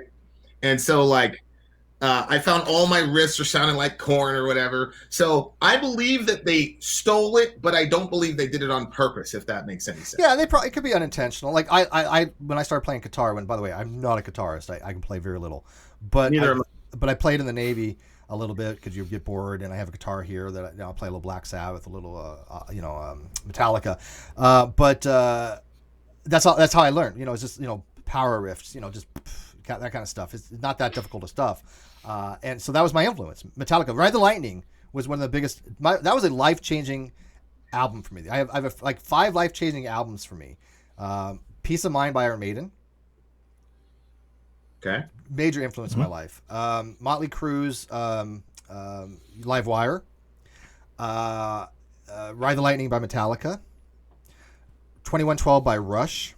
These are like, they literally changed the way my mind worked. That's powerful stuff. Yeah. Yeah, see, I've got to say, I had a really cool moment. My oldest daughter, she had her 10th birthday not too long ago, and all the girls have come over to our place, and so I've got Spotify out. All right, what do you all want to listen to? Thinking I'm going to get some poppy crap, and one of the kids goes, "Oh, do you have Queen?" I'm just like, "Oh yeah, Queen." I said, "Hang on, when you say Queen, they're like, oh, Bohemian Rhapsody and all that." I'm like, yeah, and all the girls go, "Oh yeah, put Queen on, put Queen." They're all singing along to all the songs on the day, just going, I have got great hope for the next generation. Yeah. The next generation is going to win when 10-year-olds want to listen to Queen. Yeah. And then they what was really impressive was when they asked for Twisted Sister. Yeah. If they can breathe the air without dying, the next generation's going to rock it for sure. Exactly. Yeah. Yeah, It'll be a very cool by the way, I generation. can never get confirmation of this, but I think there's a high probability that Brian Mays actually likes my channel, the guitarist for Queen. Really? How Yeah. could he? How could he not? Yeah, I think he actually likes my channel. Well, again, long story how that came to be, but yeah. I can never confirm nor deny. I can't. Even myself, I can't get confirmation on that, but I think there's a very high probability that is the case. What were Well, you guys just in talking case about? this could be the only opportunity I get to Brian May. I love you, mate. Good to see you. Yeah, I don't think he doesn't watch everything, but I think that Of course he does. Well, I'm here. I'm here. Oh, that's true. Yeah, he might know tuning in. you. Yeah, Vincent's there. I gotta watch. you got some connections in the music industry, obviously. Yeah. It's mind blowing stuff. Like Korn is the reason that I got into metal. It's the reason I got a guitar, and now I'm friends with the guitarist in the band, and it's pretty cool. I actually sent him an email. I'm like, yo, what distortion pedal are you using on this and that? And he's like, oh man, here it is. It's like, it's a crazy, we got a really, really good relationship. So it's cool when you get to do that with people that, one, they're experts, right? And you have access to them. I don't do anything with the music industry per se, obviously, but I have, as you may know, philosophical people, published philosophers, name recognizable, leading edge people in science that I've had connections with and philosophy, and to be able to correspond with them on such a familiar level, it's honorable. You're amazed. You've both got the cool ones. I get stuck with the politicians. Well, you have all the power. No, he keeps I losing. wish. I keep losing. He keeps So losing. look, I'm not very familiar with you, Steve, in like I haven't deep dived into the rabbit hole yet. But why?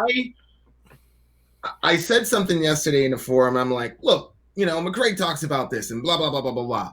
And, the whole definition of atheism thing and the passive versus the active and the burden of proof, blah, blah, blah. And so I just made a quick reference to you. The whole freaking chat collapsed on me. And I'm like, wait a second.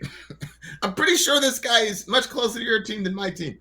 And they're like, he's an idiot, blah, blah, blah. I'm like, this dude is an idiot? What?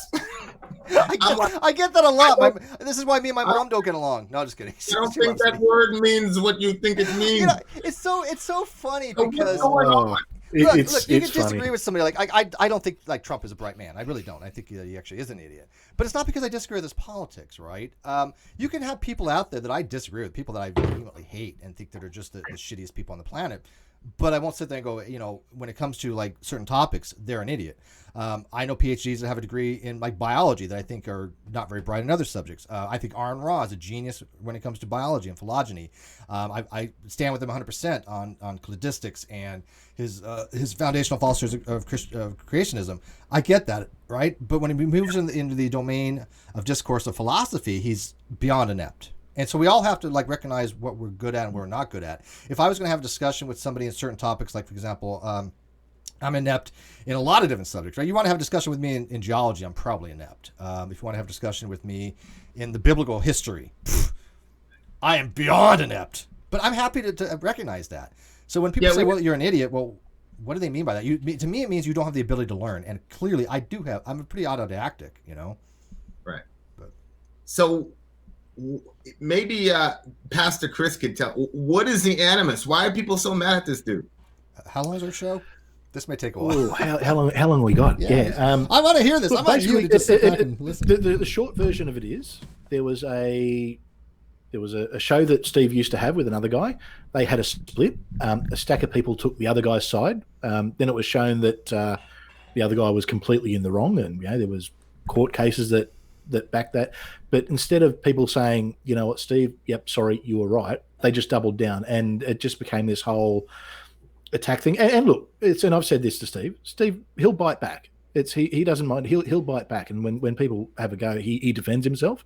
And I think some of the trolls kind of latched onto that, and it just kind of blew out of proportion.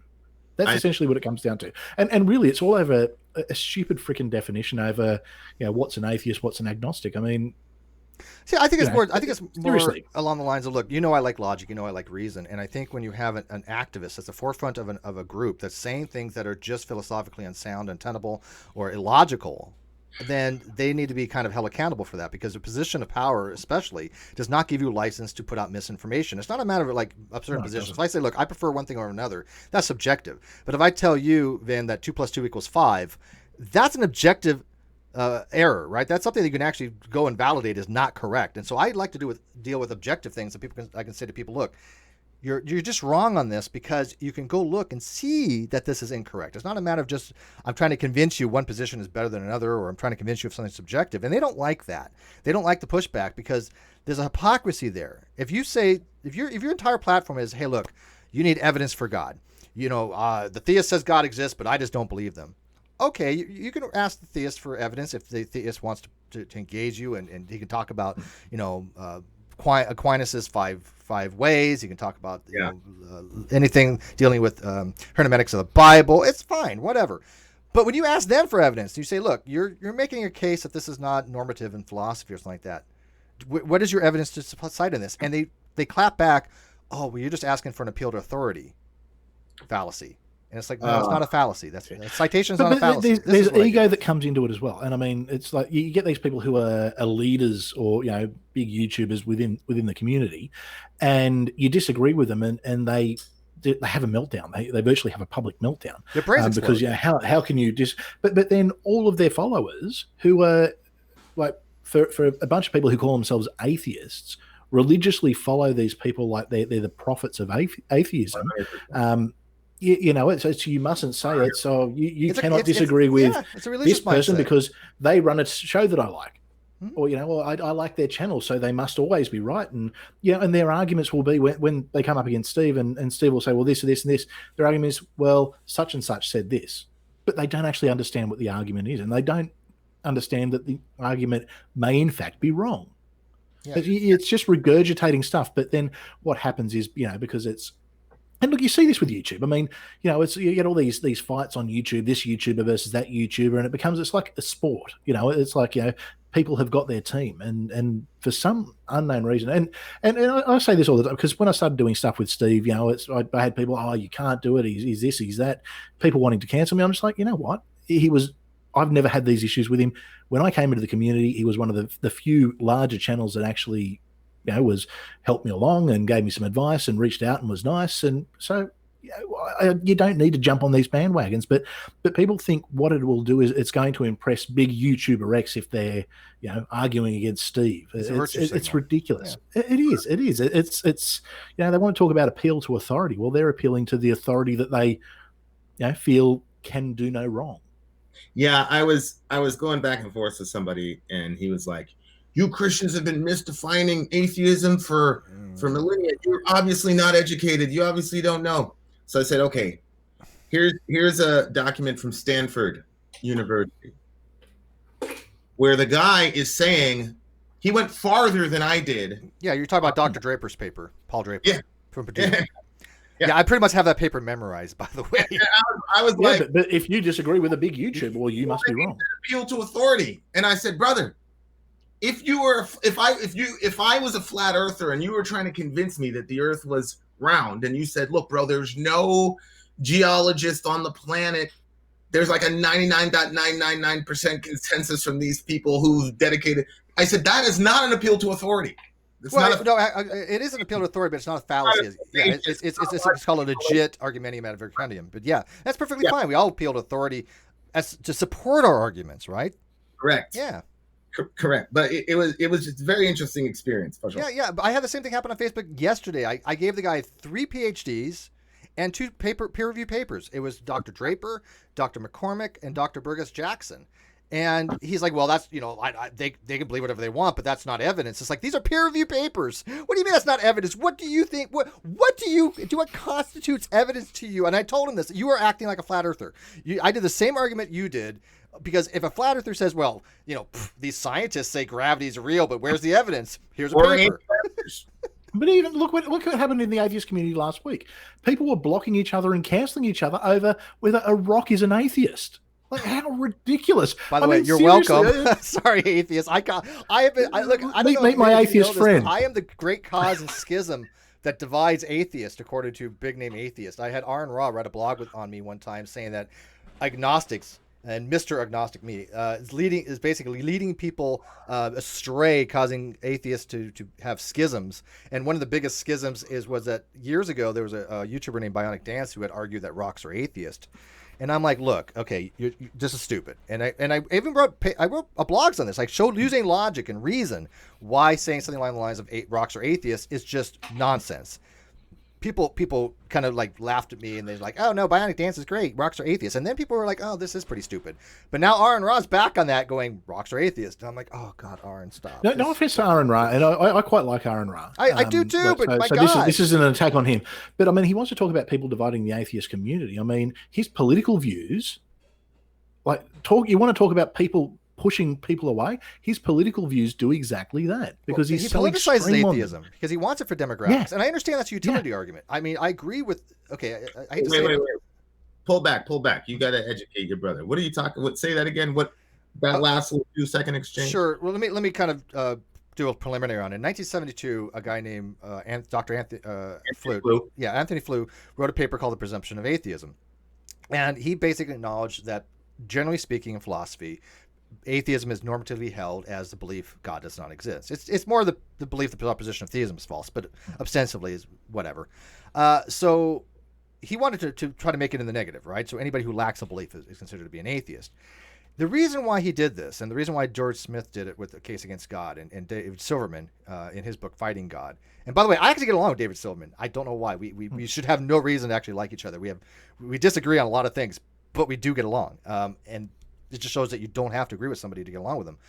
But they have argued for utility reasons that the more people you can categorize as an atheist, you have more in the demographic, therefore you have more political power, right? And he actually put this in his blog. He actually said this, that, you know, by quote, relabeling people something else, which is not, you're taking people away from the demographic that's harming the chances of getting people in office. And that's an argument that Aron Ra uses. That's an argument that genetically modified skeptic uses. And as a utility argument, there's some pragmatism there to be had.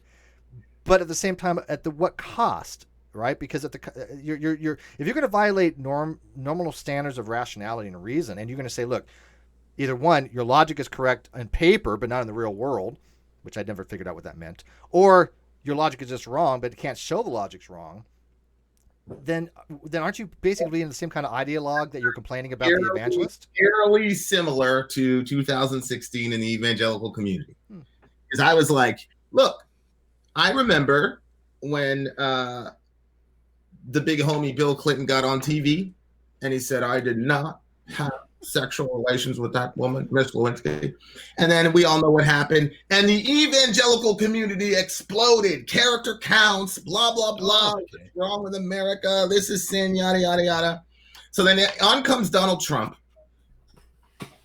And it's all, you know what? He's a sinner, but he has repented, or we forgive him. Everybody has mistakes. Trump didn't even have the decency to lie about his sexual forays. He bragged about it. Right. He was quite proud of it. Yeah, he was out there. So I'm like, yo, how are you? They're like, well, we're not voting for the pastor in chief. We're voting for the commander in chief. But I said, wait, well then why weren't you saying that about double standard much? So, but it's like, but you know what they said? The Supreme Court's coming up, right? So we got to get somebody who's on the right for the Supreme Court, and particularly abortion, which, Bush had a supermajority, and all he did with the supermajority was go to Iraq and kill a bunch of innocent people. So I'm like, what are you talking? But it's the at what cost thing, right? Like, we're putting up, you're getting behind a guy who's a diametric opposite of everything that we were saying we were in the political sphere, because you have this utilitarian sort of Machiavellian approach to how we're going to end this thing. I think exactly right. And to me, I'm like, we start with the conclusion. Where's your faith in God? Like, no disrespect, but I understand Aron Ra in the sense that he doesn't believe there's a God, so he doesn't believe there's like supernatural influence to get what he needs done. But I was like, we're Christians. So like, you're going to tell God, okay, I'm going to vote for Hitler because he's the best way. And by the way, let me ask you this. Just hold on. I got to correct myself. Yeah, Trump is not Hitler. I should have said that. No, and I think, and we both, Chris and I believe, we think that anybody who uses words like fascism and Nazi, they're basically, I think, really minimizing what actually happened during the Holocaust. I mean, my family, I'm Jewish heritage, so to somebody compared Trump to Hitler's to me is just not ridiculous, right? I mean, yes, I think he's an authoritarian. I know Chris really doesn't, but we both agree that's just not a fair comparison by any measure. So my point to my evangelical friends was like, we believe that there's a God. We believe, supposedly, I don't know, maybe you don't, but I'm like, aren't we supposed to like supernaturally solve this problem? We're gonna go and vote for the guy that's. What is your flavor of the what type of Christian, if I can ask, that you and a wife? I would technically, I'm probably what they would call a Reformed Baptist. Okay. If you had to like drill me down, that's technically. Where do you stand on young Earth creationism? None of that's important. I got an atheist from the channel who's kind of like my. Anytime I see a meme from a Christian, like if evolution's true, then why do we still have apes? I always go, hey man, Alec, how do I respond to this? Because he's kind of I don't know anything about evolution, right? Okay, so that's fair. And it wasn't because I'm a Christian, it's because I went to school in the Bronx, New York, and there's no funding, but that's a different story. So I go to him, like all of my science stuff. I go to Alec because he's getting his master's. He probably already has his master's, and so I trust him with this stuff. So then I go to a Christian. I go, actually, no, that has nothing to do with it. So I just give them what Alec told me, and they don't care. And just keep putting the meme out there. No, I like the way they put. I like the fact that you're honest about that, because I think a lot of people have they think that everybody should have an understanding of these topics. Which again, I think that most people that talk about these topics should, but not everybody cares. And a lot of people has been exposed to it, and we shouldn't fault anybody that they haven't been exposed to something like evolution. I wouldn't expect go to an average person, ask them, well, let's talk about what sympatric speciation is as compared to allopatric. They'll be like, what the hell does that mean? I wouldn't expect them to know those kind of things, right? I've got no idea what you're talking about. I just make it up as I go along, Chris. Dunning-Kruger. I'm an idiot, remember? Dunning-Kruger, like these people who are untrained and they don't even understand their own incompetence. Like now all of a sudden everybody's an expert. Everybody was an expert during COVID. Let's not listen to. If you got Google, you're an expert, man. That's a fact. The internet told me that. All this Dunning-Kruger stuff. So I'm very quick to say if I don't know anything about the topic, I'm just going to say it. Now I will tell you that I lean more toward whatever Alex says about the scientific truth of it. That doesn't affect my faith at all. I look at Genesis 1 as a polemic against either Egyptian gods or Babylonian gods. It was never intended to be a science. Oh yeah, no, I believe it's polemic. I believe it was allegory, a lot of allegory, and I also think that the Genesis account was mostly an oral tradition that decided to get written down. That's 99. That's just a fact. Yeah. Especially the Babylonian. Do you know Dr. Hugh Ross? It was written during the Babylonian exile. Yeah, he's a historian. By the way, Chris is a historian. Yeah, that's his area. Not a very good one, but I'll go all right. Him in politics, I don't know. Yeah, but do you know Dr. Ross? Because he writes a lot of stuff about biblical stuff. Yeah. But the reason I'm so quick to say it is that I don't know anything about a given topic is because for whatever reason I have influence and people take what I say as some. So I go out of my way to say I know nothing about that or that. You want to ask me about Islam? That's a valid position. I'm the same way. I'm like I tell people, look, I don't know jack squat about this particular topic. Don't. Can you have a chat to a couple of people in the atheist community, because that'd be a handy conversation. Oh, he's going to be on my channel. Trust me. We're gonna. Good. This is a whole different. This went on a tangent I didn't expect to go, but that's completely fine. But yeah, I think there's a lot to unpack here. A lot to unpack here. Well, I mean, the worst thing for me about the Dunning-Kruger thing is that people die, right? So like. People who know nothing about pandemics and things of that nature, well, some crazy meme pops up and they go, that's right. And then they go out, like they make literal life and death decisions based on this disinformation and misinformation. And now rather than trusting the actual experts who spent 8 years getting their but this is controversial stuff. Like there's controversies. Simple stuff. But I think the reason they do is they want to feel special, that they know more than the experts, right? They maybe they're insecure and they're like, oh, this expert's saying this, but you know what? These guys don't know what they're talking about. Well, it's funny. We've had memes. Sorry. No, I'm just informing you guys that all this stuff is really about building up to the mark of the beast, which I was talking. Is this a serotonin? Is this the eschatology part of the show?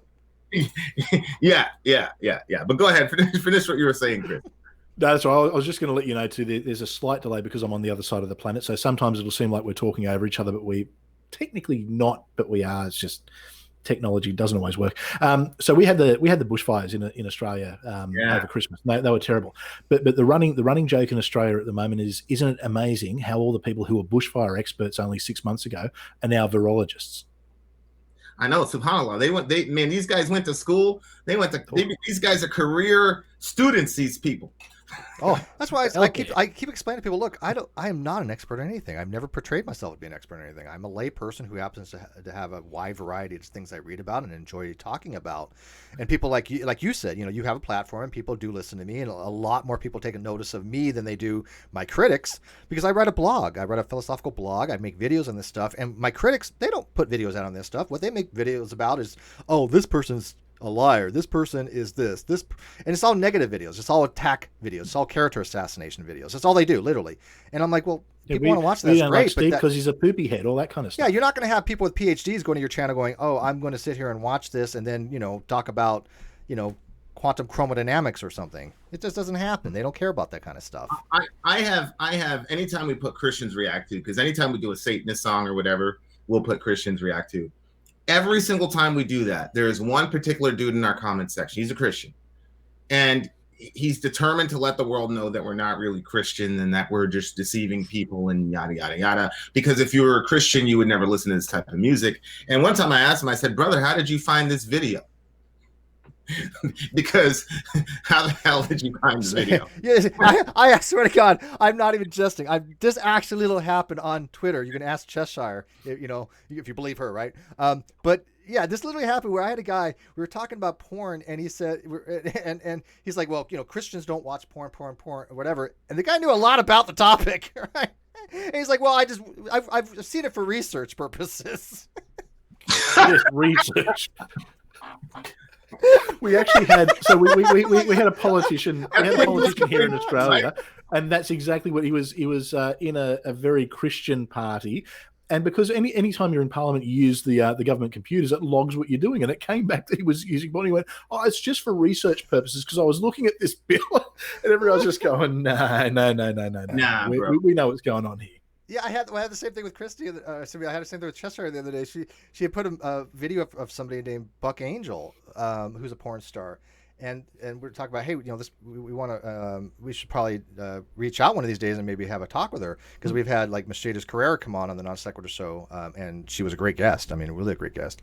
And I was like, oh yeah, I know who Buck Angel is, and she's a trans porn star. And I was like, how do you know about her? And I'm like, research. It actually was, because back in the show we were trying to get guests, and I was like, that was actually one of the guests that I thought would make a great guest. But yeah, you don't need to watch that stuff to do the research. I mean, I did an actual moderated debate about sex work with a person, and so I did research on it, and I didn't have to watch a single. I'm just saying, it's funny. It's like, hi Steve, how do you know about trans porn? Why not? I know about the topic. So I know what you're saying is that you don't have to do the research when you do it, but I'm just going to play it safe and do the research anyway. You don't want to misquote anyone. Yeah, when you dive into something, I've got to be factually accurate. And have the bibliography. Yeah. But the point is that this Christian guy, every single video we do, he stalks us. You're not really a Christian. You're a bad Christian. Why do they feel the need to try to do that? I get a similar thing though. I'm constant, because I'm a former Christian pastor, and I'll get the whole, oh, you were never a Christian. You weren't really a Christian. You weren't this. And I'm like, hey, you don't know what my experience is. Yeah. You've got no idea. You're not me. You don't know what's going on in my head. You don't know what I was. You never would have stopped believing. Or I was never genuine, or all these things. It's like, you can't say that. It's like, you can't make these assumptions. But people, if you don't fit into their worldview and the narrative they're trying to get, well, no, you're just false. No, you never were. You never were, or you're not. But even when I was a pastor, it's, if I disagreed on a certain thing, because I did have an issue. Evolution was a bit of a sticking point for me, and I would have my other Christians tell me, well, you're not really saved. You're not really a Christian, because you've got to accept the young earth model. And I'd be like, well, no, actually I don't. You can look at it a different way. You've got to look at the historical context. You've got to look at a number of things. And for me, I mean, ultimately, it led me down a path that I guess they were right in a way. It did lead me away from the religion. But you know, no one has any right to tell you if you're a Christian, you say you're a Christian, then you're a Christian. And that's it. Only you know whether that's true or not. I'm definitely an old Earth guy, and when I say that, and then I say, "And that I'm a free agent on evolution," people, well, I thought you were a Christian, man. I'm like, bro, chill out. Like, that's not that. You know, you just go to Nicaea, and I believe everything that they said in Nicaea, and that's good enough for me. And the age of the Earth was. So you do hear about the Council of Nicaea and the Trinitarian aspect and. Yeah. Okay. Yeah, that's what I'm about. Yes, so mainstream sort of. Yeah, that's pretty mainstream. Mere Christianity, right? C.S. Lewis. Just flatten the thing out and make it as simple as possible, and not try to make people jump through all these different hoops. But you know, here's the deal, though. A lot of people are very insecure about their faith. So when they see somebody apostatize or whatever it is that you do, or that you hear like my son asked me when he was 5 years old, he goes, "How do you know that we're the right religion?" I said, "Shit, man, that's a good question. You need to do some reading and figure it out." Because I know he's the book smart guy, right? So he's going to go and he's going to research and all the rest of it. Like, a lot of people are so insecure about their faith that they have to have everybody believe exactly like them, and they have to, especially their kids, you know, like they have to, everybody's got to believe the exact same thing. Otherwise, now I'm insecure. So you leaving makes me completely insecure. That means I could leave. So I'm going to say that you were never truly a Christian. I'm going to read your heart, even though the Bible says that your own heart is deceitful. How the hell are you going to be able to read somebody else's heart? I'm going to do all that because I'm insecure, because your apostasy means that it's possible that and I also think the same is true of you, Steve. You know, it's that same type of fear where people are like, well, if you say this, I'm going to have to deal with burden of proof, and I'm too lazy intellectually to come up with any sort of burden of proof, et cetera, et cetera, et cetera. So I think anytime that you kind of have this cult-like mentality, whether it's religious cultism or non-religious cultism, you're going to get gatekeepers who are projecting their insecurity and their fear onto people like you, Steve, and Chris. And well, they don't call it. Yeah, they hate being called the gatekeepers of atheism. Although I do think that they are for that very reason. Matter of fact, I know Matt Dillahunty. Well, they say they hate being called that, but they think they are that. Yeah, but I mean, but again, at what price? I know experts. They've told me that they have told Matt, Steve's logic is not wrong on this. I mean, go look at his Venn diagram that he worked out with Landon Kurt Knoll, one of the, who's a world famous mathematician. He's like, Steve's not incorrect on this. And Matt, it doesn't care. He's like, well, the logic may be right, as written, but he's misusing it, and it's divisive. And they're like, that's not an argument. That's an argument. That literally is an argument to consequence, right? It's like, if Steve's right, then this.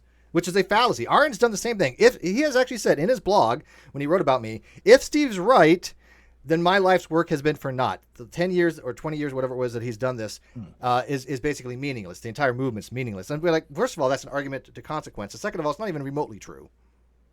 That if I'm right, it just negates everything he's ever done. No, it's just quite the opposite, Yeah, the internet's a very, very interesting place nowadays. But it's nice that we get a voice out. Yeah. It's nice that we have the ability. And I'm always, every day I get up and I think to myself, look, I want to put out something to help people. And I try to take a day off. I do like one show, then a day off, one show, then do a day off. But I think to myself, I'm grateful to have the opportunity to speak to an audience, because I never had that before. And second of all, I was scared to death. I took public speaking, and when your first day of actually getting up there, and it's only like 30 people, you're like, this sucks. this sucks. I don't like this. I never showed up to class again. We had a public speaking assignment, and I never showed up to that class. So how'd you get out of it? How'd you now that you talk to a lot of people, how do you? I kind of got thrust into it, at my church. I was, pretty decent around, knew my way around the Bible. And so the leaders of the church, it was actually a very, very good experience. The leaders of the church got around me and said, look, man, you got to get up there and you got to give it a shot. You got to preach. You got to give it a shot. And if you suck at it, then okay, then do something else. But you're too gifted to not be. God's not going to care if you get up there and not do a great job. Just like I don't think God's going to care if you if there's one true correct religion. I can't imagine a God so petty where he goes, well, hey man, you missed it by that much. Matter of fact, one of the arguments I have that I'm working on with Reasons to Believe, Hugh Ross's organization, is I brought to their attention. I asked, to Dr. Fazrana and to their secretary. I was like, one of my arguments is, what is the line of demarcation for God to get into heaven? Because it's a binary condition, right? You either go to heaven, you don't. So God has some kind of criteria by which he has to have a cutoff, right? It cannot even be. It can never be fuzzy logic. It can't be granular. It cannot be such a gradient. Like for example, when I say, well. On a belief spectrum, right? I could be convinced 100%, or I can be like, I'm a 60. There's a gradient there. I can say, oh, you're this much taller than me, right? There's a gradient you have by what's tall, because they're tall. Is 5'11" tall? Is 6'2" tall? But when it comes to either you get into heaven or you don't, that's a hard line of demarcation. It's a zero-sum game, right? And there's a lot at stake. So I agree with you. I agree. For me, the scripture says you'll seek me and find me when you seek me with your whole heart. So what I say all the time is anybody that truly wants God will have him. And there are degrees of love for God, just like there's degrees of love for other people in any other relationship in your life. But yeah, I'm not a fan of presenting Jesus's message as a multiple choice quiz. And if you get the multiple choice quiz wrong, you get You're so close. You get cast. You got a 62.5. You just missed it. Yeah. And the other thing is, it's a good point. Jesus's line for who's in seems to be scandalously thin. In other words, he's vague too. Right. Well, here's the thing. So Jesus gets crucified. Everybody believes there's a good thief and a bad thief, right? Like, he's crucified between two thieves. Mm-hmm. The beginning of the narrative actually says that both of them were insulting him. Both of them were mocking him. And then somewhere along the line, one of the guys turns around and says, hey man, remember me when you enter your kingdom. And Jesus goes, you're in. The guy didn't say, it's done. He said, you're good. You're in. And so to me, Jesus looked at this like the smallest. He's looking at this guy and he's going, okay, at the beginning, 2 hours ago, he was mocking me. And now he's saying, remember me when you're into the kingdom. And for Jesus, that's good enough. And so I remember one time there was like this giant baptism class that people had to go. I don't know if you did. Did you do baptism classes, Chris? Not so much classes, no. We were shown how to do it, but we'd seen it that many times. It was kind of a fairly straightforward thing. I was Pentecostal. Yeah. So my specific tradition, you go through this like 9-week course until you got to memorize Nicaea and all the controversies. And it's we had something. Then you're worthy of being baptized. And I'm like, man, I look at Acts. People go, I'm on the team. They go, great. They dunk them and they move on. Like, so we put all these hoops and obstacle courses that people have to jump through, when to me, it seems that God is kind of, as a parent, you look for every excuse to let your kid off the hook, right? Can you imagine being Catholic and going through the whole catechism type stuff? I mean, that's an ongoing life thing. Even if you don't become a priest, it's just like you constantly. But Catholic's is all about, hey, look, you're a bad person. You do bad things. You continually have to like work at it. And I think, again, I'm not obviously Christian, but it would make more sense for me to have a God go, yeah, no, you don't, no, I don't want that. It's just, it's a simple thing. It's a simple thing. Like you said, the thief thing. Okay. He didn't require years of study. I don't think it makes sense to have a God that I have to go through years of study of the Bible to understand why I should believe God exists or to make it a heaven. Not everybody's going to do that. And not everybody, he actually 2,000 years ago, these were not that scholarly people. I mean, there was scholars, but he didn't set it up for the scholars to go to heaven only, right? Did he? That would make no sense. You had one guy that had a scholarly mind, right, Paul? Everybody else was kind of, like Peter didn't write First Peter, he used an amanuensis. We all know that. Yeah, people. Most of isn't it like most of the like Peter was written by somebody else? It's an amanuensis. Yeah, it was an amanuensis. Yeah. Well, even the Pauline epistles, it's really only 7 of the 13 that they actually attribute to Paul, and there's 2 that are a bit grey, and the rest are. Even scholars within the Christian world say, well, no, they were attributed to Paul, but they weren't written by Paul. But if you look at like how efficiently the Christian church initially spread throughout the empire, it was because the bar was so low. So like they tried to add circumcision to because you had Jewish, you know, it initially started out with Judaism, and then Paul is like the apostle to the non-Jews. And so the Jews would show up to the Gentile church and say, hey, you guys got to get circumcised. And Paul writes Galatians and says, if you allow yourself to be circumcised, Christ is of no value to you. And then he goes, and by the way, all these people that are so obsessed with circumcision, how about you just chop the whole thing off? Like he literally said that because Paul was like, yo, you are putting another hoop up or another hurdle for these people to jump through. And he was very big about let's clear everything and make this thing as simple as possible. And the religious impulse is always to complicate it so that you can shorten the circle so that you can have a small elite group. And so they make it more and more and more difficult for people to get in. And that explains why certain denominations are dying on a vine because you're going through 9 weeks of a pre-baptism class. And all the excitement that this person had for their new walk with God has just been completely drained. Correct me if I'm wrong, but doesn't John 3:16 make it like one condition? Yeah, believe and then you have eternal life. Now, Doesn't again, say where you're going, though. Yeah, I don't think they got the You message. could have eternal life up there or down there. Yeah, it doesn't say where you're spending eternal life. It doesn't say where you've got eternal life. Well, so you're better off not believing, and then it's just you're safe either way.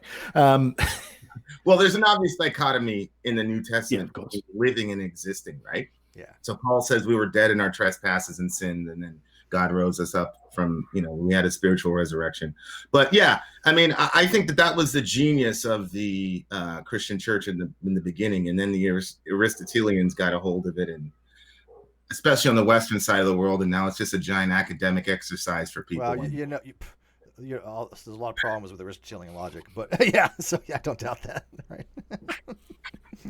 But yeah, it was the whole forgiveness of sin that was a driving force in it behind, I guess, in the early days, but especially with Constantine. Constantine had a deep guilt over killing his only son. And it was that forgiveness factor that a lot of historians say is actually the reason or the appeal that he had for Christianity. It's that forgiveness because of the guilt, the horrendous guilt he had for basically having his son killed on the say-so of his second wife. Yeah. So it plays off people's guilt. Well, that sounds like Catholicism, but yeah, I mean, I could see that people want absolution, right? They want, if you did something, a heinous act, and you think to yourself, look, I'm a morally good person, and I know that I committed an atrocity, a morally impermissible act. How do I atone for this? I mean, is there a way I can do it, in life? Is there a way I can do it after life? And I think Christianity gave some people the ability to say, look, I'm going to atone for this by having a belief that if I do certain things, the overall judge of the universe is going to say, you know what, I give you absolution. And it was also an easy sell into a polytheist society where they weren't necessarily discounting that Yahweh or the God of the Israelites was a god. Just the initial thought would have been one of the gods in a pantheon, similar to how the Hindus will look at the Hindus consider Jesus Yahweh to be just another god. So there's that similar sort of feeling, but it's once Constantine sort of gets in and that whole change happens, and it, essentially all the pagan priests become Christian priests, and there's that sort of big push because it's the religion of the emperor, and all these churches are popping up. It basically solidifies it. Well, that's the other thing. The other reason Christianity was so efficient back then is because we didn't have a sacerdotal priesthood. Prior to the Constantinian reforms, we didn't have a sacerdotal priesthood. So everybody was kings and priests, Revelation 1. And so that cuts out the middleman, because now when you do have a priest, you got to train him. You got to spend a bunch of money to train him. So money that was going to go to the poor, like the people we're supposed to be taken care of. But you're a socialist if you want to take care of sick people. That's a different conversation. But so all the money that was supposed to go to feeding the poor and all this, now it's going into this institution of priestcraft, as Spurgeon used to call it. And so it again slows down the efficiency. And again, that's why these things decline. So I was a part of a community for a couple of years where I said, all right, guys, let's just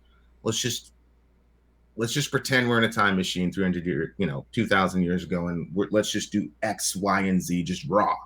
And it was crazy what happened in our community when that happened. And, you know, we had one, so it was like really downtown grimy people.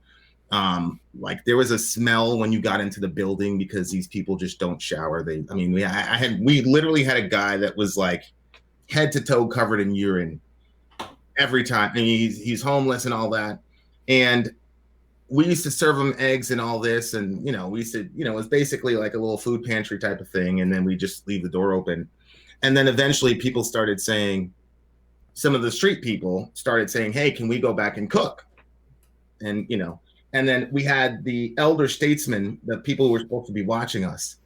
They were like, no, you can't do, you know, and I'm like, what are you talking about? Of course we're going to put them back there. Like, they've been consumers the entire time. Now they want to serve and you want to put them. They're like, well, you got to train them. I'm like, I don't need to train the guy to make a freaking egg sandwich. You out of your freaking mind. Yeah, but I think they do that to try to keep them downtrodden. I mean, that's the whole. Look, our society is such. Matter of fact, I was talking about this the other day on Chris's show. Well, I mean, in this live chat. But Chris was talking about defunding the police, and we'll have another show on this eventually, Chris. But you know, I think that that the way, I don't want to say his understanding. That sounds demeaning. I think that the way he presents defunding the police isn't how I understand defunding the police, right? Because the way I think defunding the police is, I use the example. Look, let's say you have $1 million budget. You take $200,000 out of that police budget. You put it in infrastructure. You put it in homeless shelter. You put it in mental health things. And then you need less police because there's less crime. We have the same understanding. Is that how you do it? Okay. We have the same understanding. Because I thought I think it'll be a different outcome. Police, right? Oh, look, there's some that are calling for that, but they're not necessarily. Yeah. But I think the same thing. I think that a lot of people, especially in demographics, especially if you're a political candidate, you want people beholden to you. Yeah. Well, the first thing we told those people, they said, "What are you guys doing down here?" I said, "I'm not your savior. I can't fix what's going on in the area. You guys live here." And so that was the premise. And so after a while, they started to get it. Like, we're going to break up fights. We're not going to call Vin to break up a fight. We're going to break up the fight. We're not going to let this guy stab this guy. We're not going to, you know, they started owning it and taking control of their environment. And that's what the Bible says you're supposed to do. You're supposed to empower them to do the work. Hey, if that was like the message of Christianity, I got no issue with that, man, at all. I am all for that. Yeah, but again, there was a lot of fear. You know, these guys were taking me aside. Initially, I was alone on this, but I kind of have an alpha type personality, so I just pushed it through. But people were like, yo, this guy is this, he's a drug dealer, da-da-da-da-da. I'm like, yeah, and he's behind there serving people instead of destroying his community. What the hell are we supposed to do? Send the guy out there? Because people rather focus on character attributes and people's past. And again, like you said, if somebody is a pusher or whatever, and something that has questionable moral character, but they want to do something to help people, I'm going to focus more on the help, right? 100%. And so, I mean, I think it makes no sense to try to push to focus everything on attributes of a person, because then it negates the argument. This is what happens to me, and Chris can testify. My toxic fandom don't ever talk about my arguments. Not one of them has ever discussed my WASP argument, which is called the weak. They probably don't understand it. In all fairness, they don't understand it. They don't because I literally was on a Facebook page the other day in a atheist versus Christian page, and I wanted to show them this is how you formulate an argument. And this argument has been vetted by many people. It's talked about all over the world. And yet they're like, they're like, oh, well, that's just one, nonsense. Or two, they started talking about something completely irrelevant. I'm like, did you ever read the argument? You know, Kwasa 5001 real quick. He says, well, this discussion on Trump is certainly going well. Yeah, we diverge. Just assume if I'm here, it could go anyway. It could go any direction. We could end up talking about anything. When we started on Vegemite, we ended up on religion. Yeah, we're going a little bit longer than usual because, you know, Vin was fashionably late. I get to Trump, but it's weird because I thought the anti-intellectualism was only on my side. Oh no. I've been extremely, I got to tell you, I've been extremely, I quoted at length Bertrand Russell's Free Man's Worship, that essay that he did. And in my mind, between Jonathan Edwards and Bertrand Russell, those are the two most brilliant minds the Western world's ever produced, in my opinion. So I post this thing, but I didn't attribute it to him. That was on mistake. Atheist comes to me, this is Christian propaganda, blah, blah, blah, blah, blah, blah, blah, blah, blah. I said, bruh, That's Bertrand Russell. Exactly like I said, Christian. Dude, I've done the same thing. I've quoted Bertrand Russell's "Am I agnostic or am I an atheist" paper, right? But I give attribution, but they don't know who the hell he is. And I've quoted his paper on propositions, which I think is a masterpiece. But yeah, I quote, atheist all the time. Graham Oppie, who's one of my favorite atheist philosophers of all time, who I've been fortunate enough to have develop, a minimal friendship with. He's been on my channel. We've had great discussions. Really? Yeah, I know Graham Oppie. Yeah. Dude, I get people criticize me like Steve name drops. I'm like, yeah, because I'm not trying to like boast myself up. What I'm trying to do is, hey, look, I know actual real experts and they're having the discussion. So why come after me for personal attributes or things we want to talk about my hair? Okay, knock yourself out. I think that's how you want to spend your time making a video talking about my hair rather than talking about the arguments. Knock yourself out. But again, I'm having discussions with Graham Oppie. I've been able to talk to Dr. Graham Priest. I've had Dr. Mary Schweitzer on. I'm friends with Dr. Hugh Ross, Dr. Fuzz Rana, Dr. Jeff Swearing. I mean, that's because we talk about the topics, right? Yeah. And crazy, so, crazy you're not, by the way, you mentioned earlier that you think Christians were the only anti-intellectuals. Oh no, dude. I get so much crap because I come down on atheists so hard. That's the bane of my existence at the moment, is the so-called intellectuals in atheism. There's this attitude within the atheist community, and it shits me to tears. And what happens is people become an atheist, and all of a sudden they think that they're this highly intelligent, highly evolved, I'm smarter than you. I can tell you, the day that I Bingo. deconverted, that I didn't suddenly become smarter. My intellect didn't change. I don't think my IQ went up. It's just my belief system changed. That was. But you're big-brained when he becomes atheist. Don't you know this? You become big-brained. Oh yeah. All of a sudden, it's. But the amount of people I see within the atheist community who want to debate over what they think are complex topics and use big words that they don't understand. It's ridiculous. It's some of the. I put a post up the other day, and oh man, I got some hate for it. And it was along the lines of, it's the way that the atheist community seems more interested in arguing over words and meanings than actual getting out there and fixing problems. And it's just that people look like a bunch of intellectual wannabes. Holy moly, man! It's the hate I got for that. Like, oh well, that's just stupid. And it's just again. The weak atheist special pleading argument, the WASP argument. All I've ever asked, buddy, is show me where the logic's incorrect on it. Now, I had somebody try to assail it using psychological reasoning, which psychology is not my thing. And I told him, look, I'm not going to be able to evaluate this, but it's really you're taking it into a different domain. He's like, yeah, I realize that. He's like, no, Steve, you have a good argument. It's just I'm going to try to talk about it as a psychological state rather than propositional. I was observing a thread where you were doing that, and I sat back and I was like, okay, this dude is different. And then I looked at the comments, and some of the comments. It's hard for me because here's the thing. It's like, that line in X-Men where Magneto says to the girl, "Don't ever hold yourself back. You're a god among ants." And it's very, very hard for me sometimes because I'm like, I'm clearly looking at a person who's done some work, done some research, done the hard work of thinking.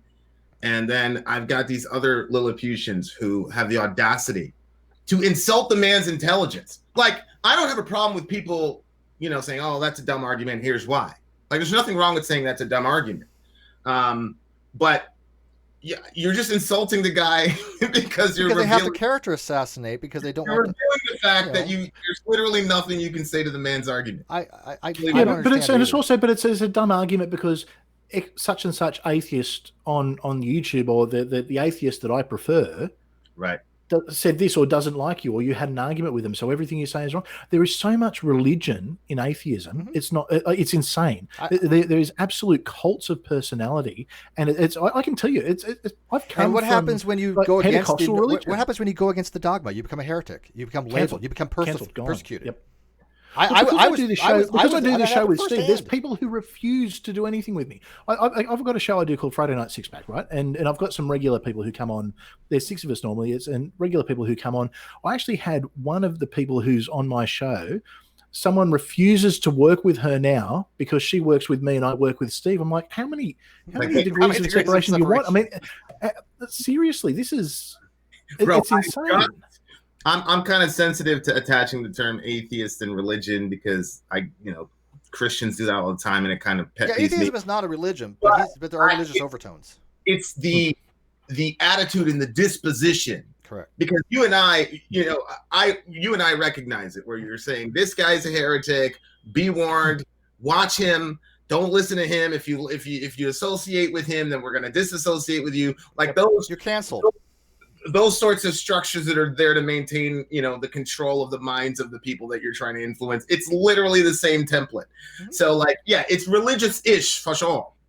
There's no way around that. Yeah, I've had people tell me the exact same thing on the opposite spectrum. They're like, if you hang out with this person, you're a bad person. I'm like, well, this person never done anything against me. They've literally never done anything against me. Why am I not going to hang out with them? Now, and it's not like they're like warning me, like, oh, this person is, and give me reasons why. It's just that they have personality conflicts with them. I'm like, well, that's your deal. You look. If you know thousands of people on the internet, do you really think that there's going to be all of them getting along? No, you're going to have interpersonal issues, of course. Okay, so let me throw something out here. Sure. How much of this do you attribute to Trump? Now, hear me out for 2 seconds. Okay.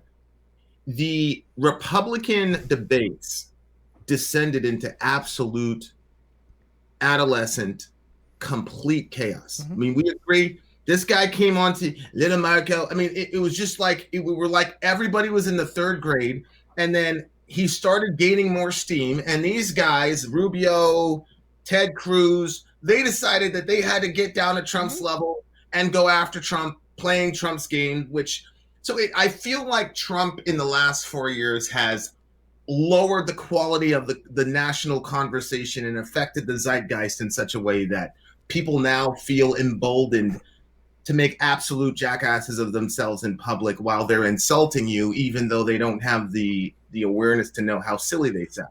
Now, that's where I'm at. So I believe that Trump put that into our zeitgeist. Let me read the super chat. I'll argue that. Let me read the super chat, and you can answer that. Josiah to $5 says, Vin, the new M. Manson single needs to be reviewed. Must be Marilyn Manson. It's actually bright and cheery. It's the "Don't Worry, Everything Will Be All Right" song we need for 2020. He says.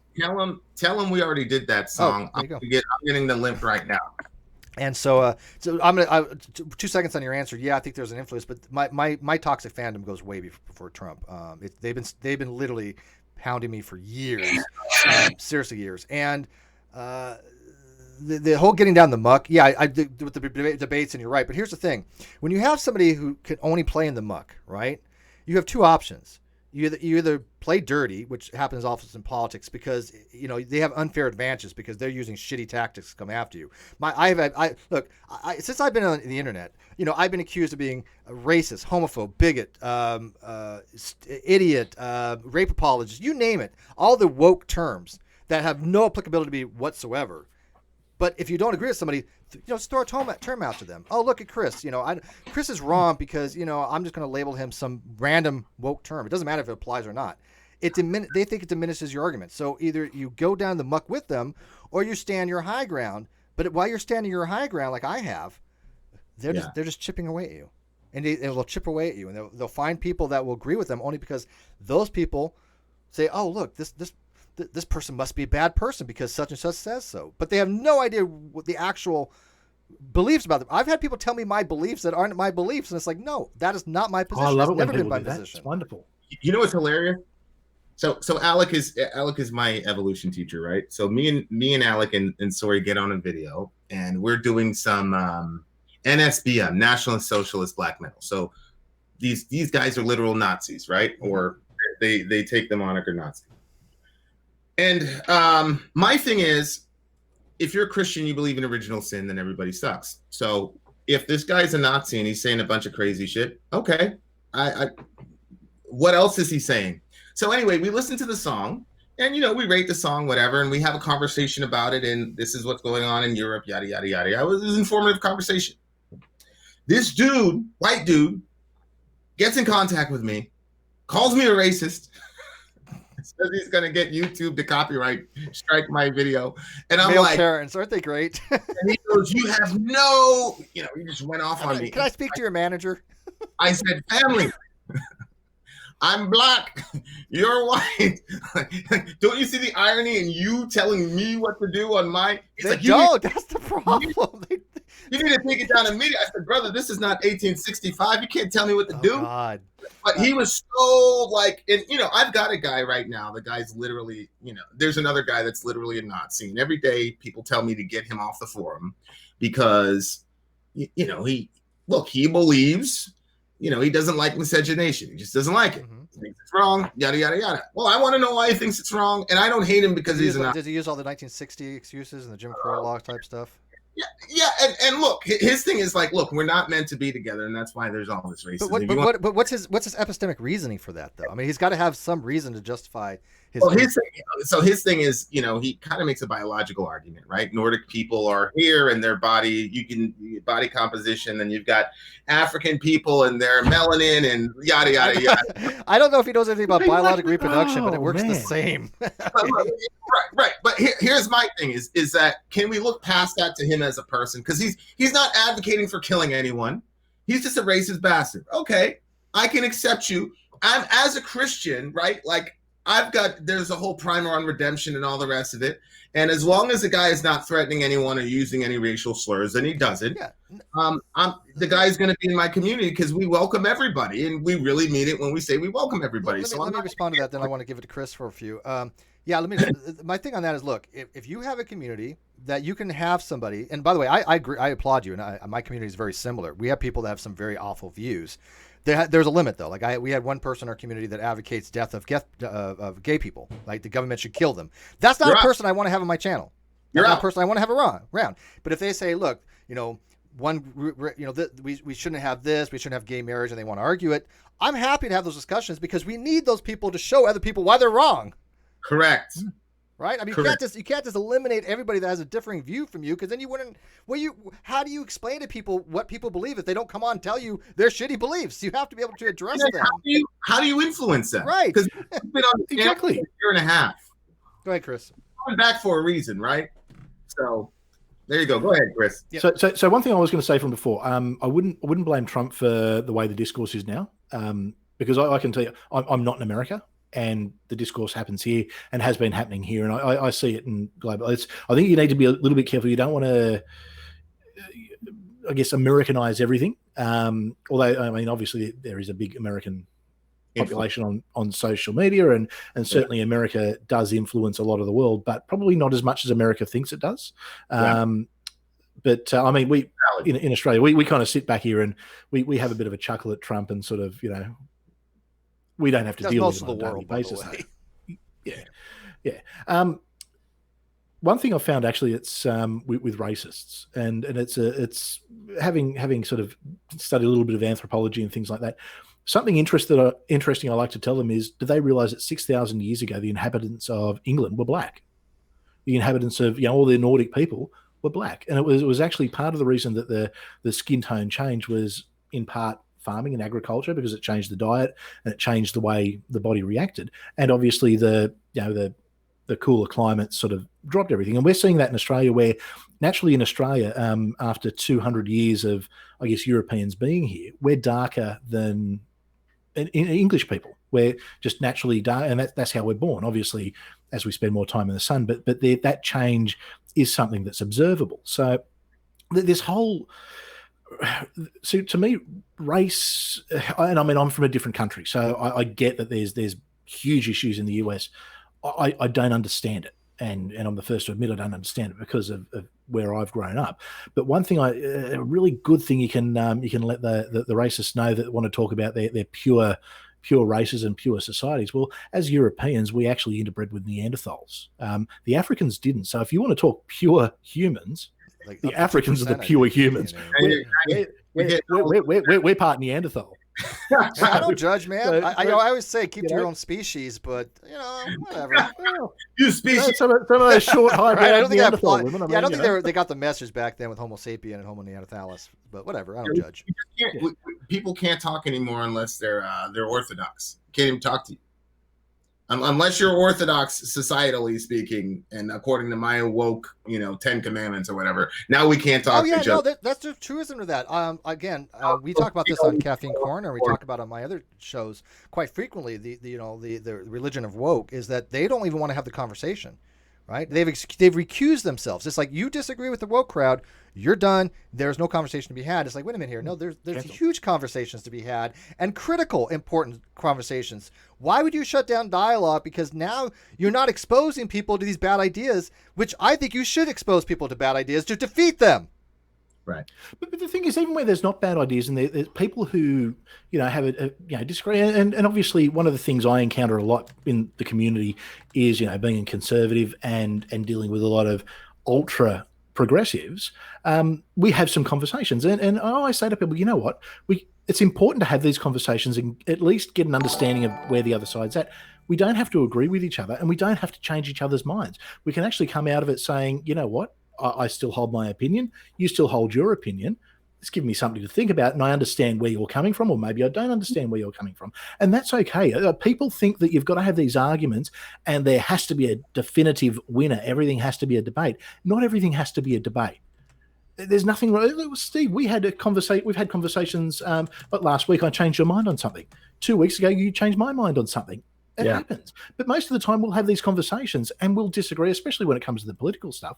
We'll disagree, and you know what? That's fine. It doesn't mean that I think any less of Steve as a person. It's Steve's still Steve. He's been nothing but nice to me. And just because we disagree on a couple of things doesn't mean that I'm going to go, he's evil, nasty, and must be cancelled. Yeah, well, but there's too much of that. Like, that's what people are doing now. If you should die, I'm probably not going to get along with you very well, right? It's like there's a limit. But those are the people that we kind of associate with, right? Where I don't have too many people in my life that have these types of radicalized beliefs. I mean, they're just not the kind of people I associate with, because I think if somebody has that kind of mindset where they think, slavery is good, Jews should die, gays shouldn't marry, I'm probably not going to have much in common with them. But you know what? But people can have those views, and if we have a reasonable conversation with them, we can change their mind. Oh, sure. I'll have conversations. I know plenty of people who are especially from my days in Christianity, who are very anti anything to do with the LGBT community. They had views on it that I would consider are fairly warped. But you know what? I'll have those conversations with those people. And I've seen a lot of people whose views have changed. And especially as I think society progresses, I think viewpoints will get changed. And I can't think of his name, but there's a very famous he's an African American guy who spends time with the KKK. And he converts them. Daryl. Daryl. But imagine if he didn't have those conversations, and even like Ed, grumpy old dude, who's on he's on my channel all the time. He's a former white supremacist who now actively does everything he can to fight against that and point out the flaws in it. He's completely flipped on it. Now imagine if people had have just gone, "You're evil, you're this, you're that," and never had the conversation with him. Yeah, well, that's a major problem for me with cancel culture is that it leaves no room for redemption whatsoever. No, it doesn't, and it also doesn't allow you to shit. You were on Ambien or whatever. You sent that at Tuna. Show's over. They're about to cancel the entire show, destroy everybody else's career because she tweeted one thing at 2 a.m. and they eventually killed her off the show. And I was just like, yo, this is crazy. She said something about Michelle Obama. I'm like, what would the impact have been for our culture if there was like an aired discussion between Roseanne and Michelle Obama? She said something about Michelle Obama. What would have happened if like those two ladies were able I would have listened to it. That's for damn sure. For a 1 hour special, how would that have affected our current zeitgeist? It would have been interesting. I think it would have been a decent conversation to listen to. But look what happened to the guy from The Flash. They pulled up his shit from years ago. By the way, and he's a copyright comedian. I say funny stuff on the internet years ago. There's stuff out there that's dark humor. I am not politically correct. I'm never going to be apologetic for that. Right? I'm just not apologetic for that, because people have different types of comedic styles. People have different things that they find dark humor, to be a means to try to cope with the shitty stuff that happens in life. Right? But like, look at where they tried to cancel Domino's Pizza over Kayleigh McEnany 10 years ago. And Papa John's. So what happened? So what happened was some progressive. I'm being dead serious. So there was an SJW reporter lunatic who, and I'll use those terms, who found a tweet from 10 years ago. She'd made a post, something along the lines of, Domino's pizza is so good, better than New York pizza. And they replied to her saying, wow, what an endorsement. Thank you. This is before she was anyone. Someone actually went and mined that and then put it up with looks like Domino's is cancelled. Then all these people going, I won't be getting my pizza from there, or cancel them. The people at Domino's, to their credit, just wrote, wow, replying to a compliment from 10 years ago gets you cancelled. Guess that's 2020. I'll find it. I'll send it through. But that actually happened, and that's the kind of stuff that you sort of look at and go. So because she works for Trump, and 10 years ago she said that she liked Domino's pizza, and they said thank you, Domino's should be cancelled. Well, that's the mindset. It's so absurd. You remember? Okay, the number one podcast in the world right now is Joe Rogan. Mm-hmm. So Bernie Sanders, we know what happened to him in 2016. So Joe Rogan says Bernie's the guy. I can't vote for Biden. Hell no, I'm not going to vote for Trump. Bernie's the guy. Y'all remember what happened? A couple years ago, there was, because Rogan is UFC, right? Yeah. I love the man. There was this male to female trans fighter named Fallon Fox that was fighting biological women and kicking their ass. Well, she broke the girl's jaw. Yeah, she broke a jaw and her eye socket. Yeah, I remember that. Rogan at the time, Rogan was at the time like, this should not happen. We should create a trans division. We got to do something, but we can't keep doing this. Somebody's going to die in this ring. There, Ronda Rousey is great. She, her jujitsu, Ronda Rousey's ground game is like literally the best in the world. And he was like, we could never put her up against a mediocre man. So, we've got to do something here because this is a safety issue. So he gets labeled as a homophobe. He's a terrible, horrible individual. Yeah. Transphobe. Yeah. That was 7-8 years ago. So fast forward to 2020, Rogan is like, it's got to be Bernie. I'm voting for, it's got to be Bernie. I love Bernie. I'm voting for Bernie. So Bernie takes that clip and makes a commercial out of it, which is brilliant because Joe Rogan is literally he's got the widest range right now. I'm a fan of Joe Rogan, actually. These silly people went after Bernie and said, this is why you can't win and you're supporting a trans. Yeah, and I was. It kills me, dude. It kills me. It absolutely kills me that's what they do. But at that point, one second. I got some super chat. Hang on. Let me get these super chats out of the way because they're piling up, and I don't want them to think we're ignoring them or not. Real quick. Super Horror Energy, $5. UWU. Not sure what that means, but I love you, Stupid Horror Energy. I do. We got Kawasa for 5,000. What Chris said is true about average 4% Neanderthal DNA in some Europeans. I always knew Europeans were raunchy. Yeah, I think it's like 2, 3, 4%, something in that ballpark. You did a $5,000 super chat? No, 5,000 won. Oh, he's South Korean. The highest you could do is 500, which I've only had a couple times on the Non Sequitur show. But yeah, but going back to what you were saying, yeah, there's no question about it. They will look for any kind of thing to cancel culture, right? I mean, I'm sure that I've had people literally scour my videos. I have 1,700 videos on the internet, dude, 1,700, and I've had people scour from years ago trying to find that one clip they can try to take out of context. This is what they actively have tried to do with me. And it's so funny because when they do this, people point out, are you people stupid? Steve's already addressed this. This is a non-issue. But they have to find something because, again, they don't want to actually talk, explain why the argument's wrong. And when they do, they get it all jacked up. Like the other day, Aron Ra had said, well, Steve, most of Steve's fans already have told him his argument is wrong. They don't agree with it. And that it was disproven by some, I'm just call him dishonest atheist lawyer out there. And my fan said, wait a minute, Aron, no, first of all, we don't think that way. Second of all, this lawyer did not refute his argument. He knows nothing about logic. You've been incorrectly promoting him as some defeater to Steve's logic.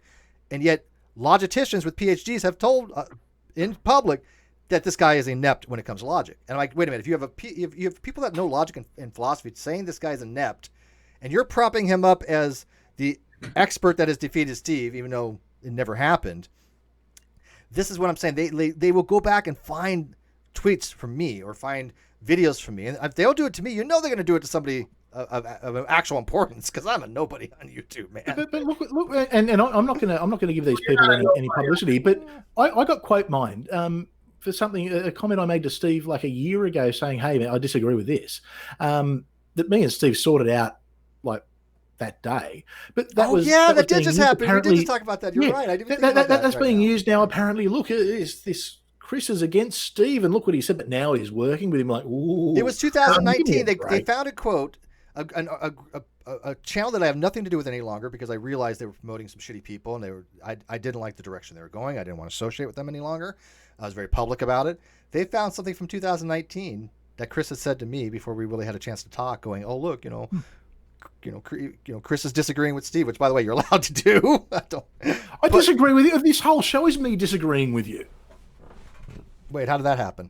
Wait, no, that's not the format we agreed upon. I'm sorry, Steve. I shall behave. But you know what's we are going to extra long, and I apologize. So we're going to have to probably wrap this up. I know it's late for you, but we need to do this again. We've definitely. I'm laughing. Yeah. This has been a really cool chat. I love this. Cool chat. I'm laughing because I just went to that Domino's thing that you posted, Chris, and this blue check Rick Wilson. You just killed your brand. But here's the irony. So then what happened is people went and had a look at this Rick Wilson stuff, and they found him sitting on a we call it an esky, or like I guess a cooler box with a Confederate flag over it. So he ended up getting cancelled himself. Oh my God. The irony of things like that. Yeah. I actually have a person. I'm not going to name names because I'm going to do what you do, Chris. People may know who I'm talking about, but no reason to specifically know because you have somebody exactly like that. Right. But there's a person who was accusing me of rape apologists that just recently people are shitting on her for sexual harassment. And it's like, it's like, okay, the woke crowd will eat their own. I'm telling you, man, the woke crowd will eat their own. There's a lot to say because I know you went long, and thank you. And, yeah, no problem. And we can talk about Trump and Christian eschatology and how that leads to pathology. But okay, so before this COVID, that backwards because that was a mouthful. Okay. Before this COVID George Floyd situation, in my opinion, Trump was going to destroy Biden. He was going to annihilate him. Okay? I agree. So watch how crazy this is. Bernie Sanders has a shot. He's got an actual shot. Joe Rogan endorses him. Now, if you're a progressive, who is closer to you? Trump or Bernie? Hell, let's throw Biden in there. If you're a progressive, who's closer to you? Trump, Bernie, or Biden? Who's the closest to you? I think Bernie Sanders appeals to most different demographics. Now, who here believes that Bernie would actually lose to Trump in a general election? I don't believe that Bernie would. I think if it wasn't for all this other stuff, here's the thing. Bernie, I like some of Bernie's ideas. He just doesn't have the appeal that's necessary. He's not a politician. He doesn't. I don't agree with a lot of what Bernie says, but I like that he's consistent, and I respect. He's got a message. He's got a game plan, right? He believes what he's saying. Yeah. So here's my point: because they're so religiously-ish committed to the doctrine of wokeism, they're literally sawing off the branch of their only hope that they had in 2020, because now Bernie's got to take down this ringing endorsement from Joe Rogan, who Joe Rogan appeals to both sides, by the way. And isn't that what you want? You want to build a coalition? Mm-hmm. Nope, we got to get rid of Rogan. And so it's sort of this thing where it's like it starts to cannibalize itself. Mm-hmm. And that principle, wokeism, is like the ultimate principle, even above political power.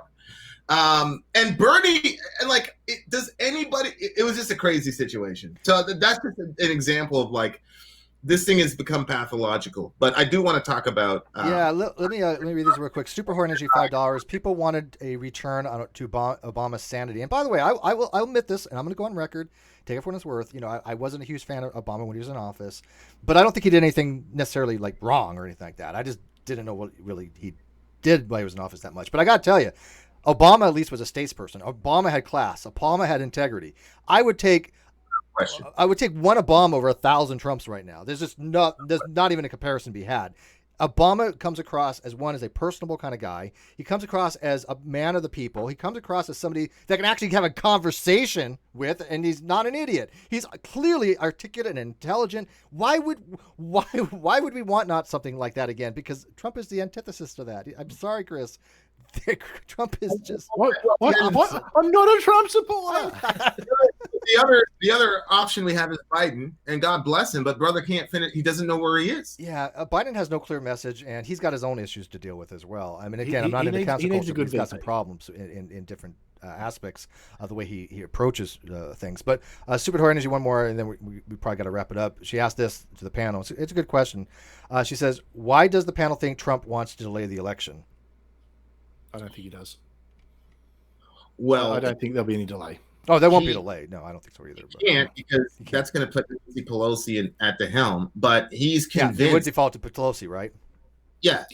He's convinced that the mail-in voting thing is going to end up good for Democrats and not for him. That's the closest I could come to it. Why does he think there's a distinction between mail-in voting and mail-in votes and absentee ballots? Why does he think there's a distinction to be made there? Well, because go ahead. So I was going to say, because there isn't a lot of excitement for Biden. So people are less likely to go out of their way to go to a polling booth to vote for Biden. Whereas if they've got it there, they'll post it back. Okay. Correct. Yeah, especially the younger demographic, right? That was one of the things that Bernie got exposed by, was because he couldn't get the young people to get the energy to go out there and stand in line at the polls. Because these kids are all young, they're all idealists. My generation, they're all, yeah. And when it's actually time to stand outside for 2 hours, they can't do it. And so that's my theory on it. You hit the nail right on the head. So the irony is, in Australia, we've actually got a similar situation where we've got they're talking about mail-in voting for a particular election, and it's actually the left who are going, no, this is bad, it won't work, and we've got the right saying, yeah, do it, because it sways the other way. People make decisions, and people will push whatever narrative they want based on the conclusion they want to get. Yeah. So I'll come back and whenever you want. Is Chris going to be there too? Chris is on every week. I'm my here co-host. every week. Okay. Unless you wait a minute. Am I secretly trying to replace him with you? Because I'm okay with that. I don't care. I got no loyalty whatsoever. I wouldn't. They already told you, Chris. actually, My whole goal is just always stab people in the back, and so he's already. Oh yeah. He's already made out. Because what's they're totally sane people whose entire Twitter feeds are dedicated to how much they hate you. Completely rational people, and yeah, they're sane. I mean, what's not because the whole thing with the non sequitur show, people not paying me $30,000. I mean, right? I mean, that's my fault that somebody lied and stole all the money, right? Yeah, that's my fault. You should probably pay Kyle for the privilege of. Oh, he says I owe him $750,000 now. I'm not. Is that serious? Yeah, dude. Oh, for fuck's sake. Look, when you spiral out of control, you spiral out of control. And it's so funny because I'm suing him, and people think that when I sue him, and he doesn't do any kind of countersuit, that he's allowed to get money from me somehow. I'm like, that's not how any of this works. So you owe him $750,000, but he never bothered to pursue it. Yeah, I know, okay, right? Yeah, sure. And the fact that he's like, oh, Steve, I have your money, and the money's sitting there in the bank, and now it's like, where's the money? Oh, there's no money. Steve owes me this, money, because the money's gone. It's like, that's called fraudulent conversion. Okay, it's like he's doing a Trump thing. No, it's not me. In fact, he owes me money. I didn't take anything. He took from me. We have the best deaths. The best deaths. Our deaths are better than anyone else's. I'm sorry we didn't get much into that. The whole thing with his not understanding that those concepts, but we will have a part two. But we're going to. The problem is we agreed on it. I think so. Yeah, but he has some eschatology stuff he wanted to talk about, which we can do next week. We do this 8 o'clock Pacific time Wednesdays, and. You know what it is, Chris. The mark of the beast, bro. Everything's about the mark of the beast. You know that. We're gonna have a topic. The RFID chips, yeah. The mask is just stage one. They're just conditioning you. Yeah, called softening the ground. Exactly. Oh yes, you got to watch out. So I remember hearing all of these. I remember having to sit and watch all Hell's Bells and all that kind of stuff, and the whole satanic panic stuff. And I look back at it now, and I'm just like, oh man, how did I ever, as a normally sane person, sit back and actually watch this and kind of go, oh, okay. Well, there's a certain chord progression that's from Satan, like the Devil's Triangle, Devil's Fifth on the guitar. Yeah, Devil's Fifth. So. Yeah. The best one is I'll show you the barcode one at some point, where the barcodes are evidence. Oh, I remember that narrative. Yeah. All right, guys. All right. So hey, anyways, man, don't leave after. I'm going to end this, but don't take off yet. Okay. Okay, cool. Stick around for a few minutes in the show. I also got somebody else who wants to drop in for a second after we go off air. But anyways, let's wrap this up, guys. This was a great discussion, and we will have part 2 on this. I guarantee it. So I want to thank you guys coming in. I'm going to let Chris shill his stuff first, and then Vin. Chris, go ahead. Whoever asked for the Marilyn Manson review, Steve, I put that in the chat. I threw the link in. I threw it in the chat. That's for Josiah Hansen. All right, Chris, what do you got? What do you got coming up for us? Anything on your shows?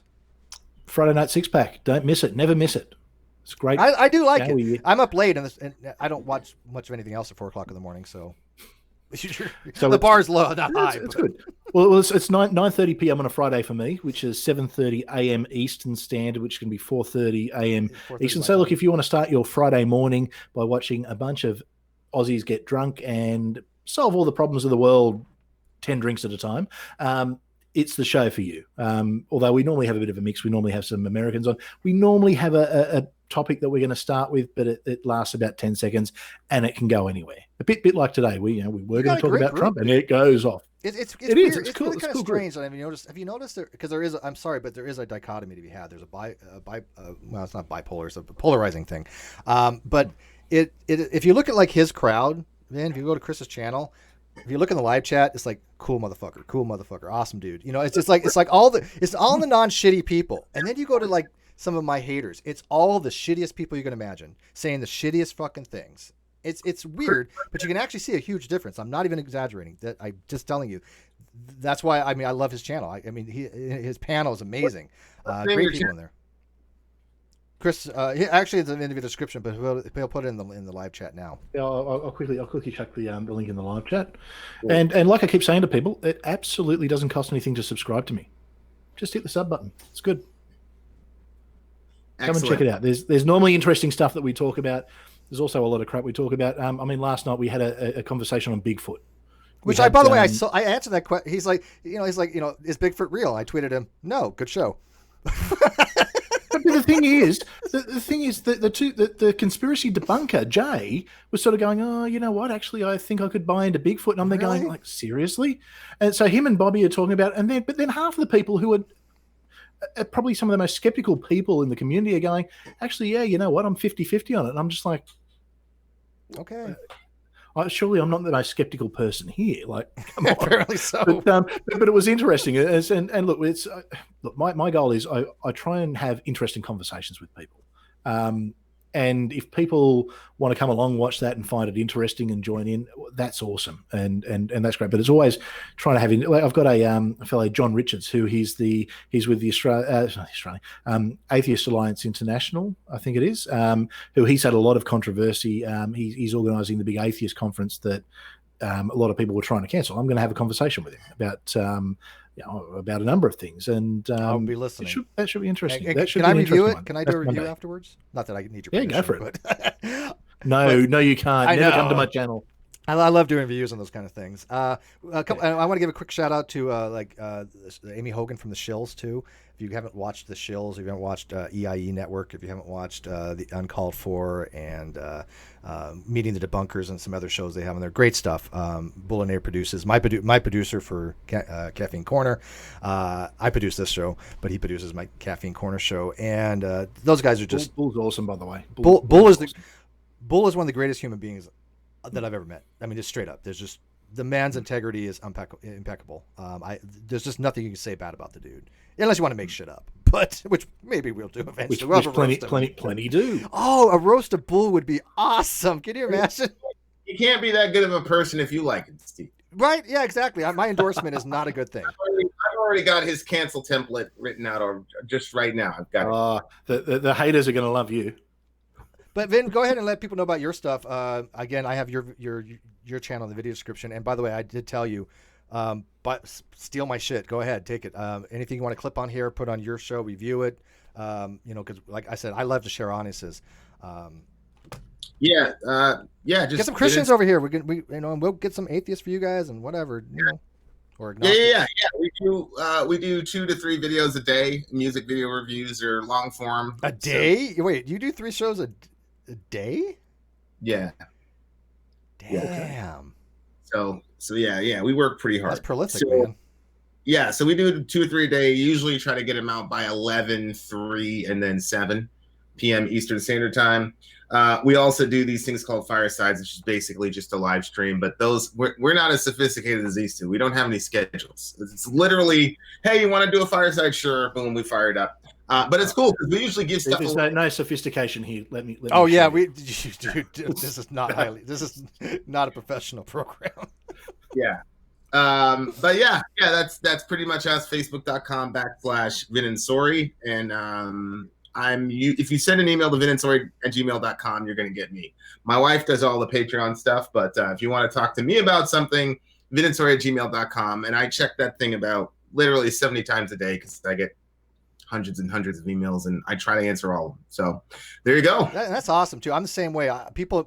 One of the things that I'm known for is that if you send a message to me, you're going to get a response 99% of the time. I mean, there's maybe I might like overlook something, but most people that can tell you they've ever sent an email to me, Facebook, Twitter, they get some kind of response most of the time. I can't answer everybody, but I try.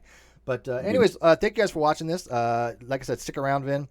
This was great. I appreciate you taking the time to come on. Everybody who's watching, people said they enjoyed this, so that to us is, high praise. But like, subscribe to the video, and share these videos, and leave comments. Comments are one of the greatest things ever because I like reading feedback in the comments, and good, bad, or indifferent, whatever. But if you don't like something, just all I ask is you tell us why. I really can't stand when somebody says something really, really, negative, but they don't give you an actual reason why. Just saying this was trash doesn't give me any input about what was trash about it. It doesn't do anything for anybody, right? It's normally because they don't know why. Maybe, but go watch our Caffeine Corner episode on Graham's hierarchy, and how people should respond to things, and just the steps on how to get to the core of having a disagreement. But with that guys, we appreciate you guys very much, and we'll see you later. Let me see if I can actually do this right.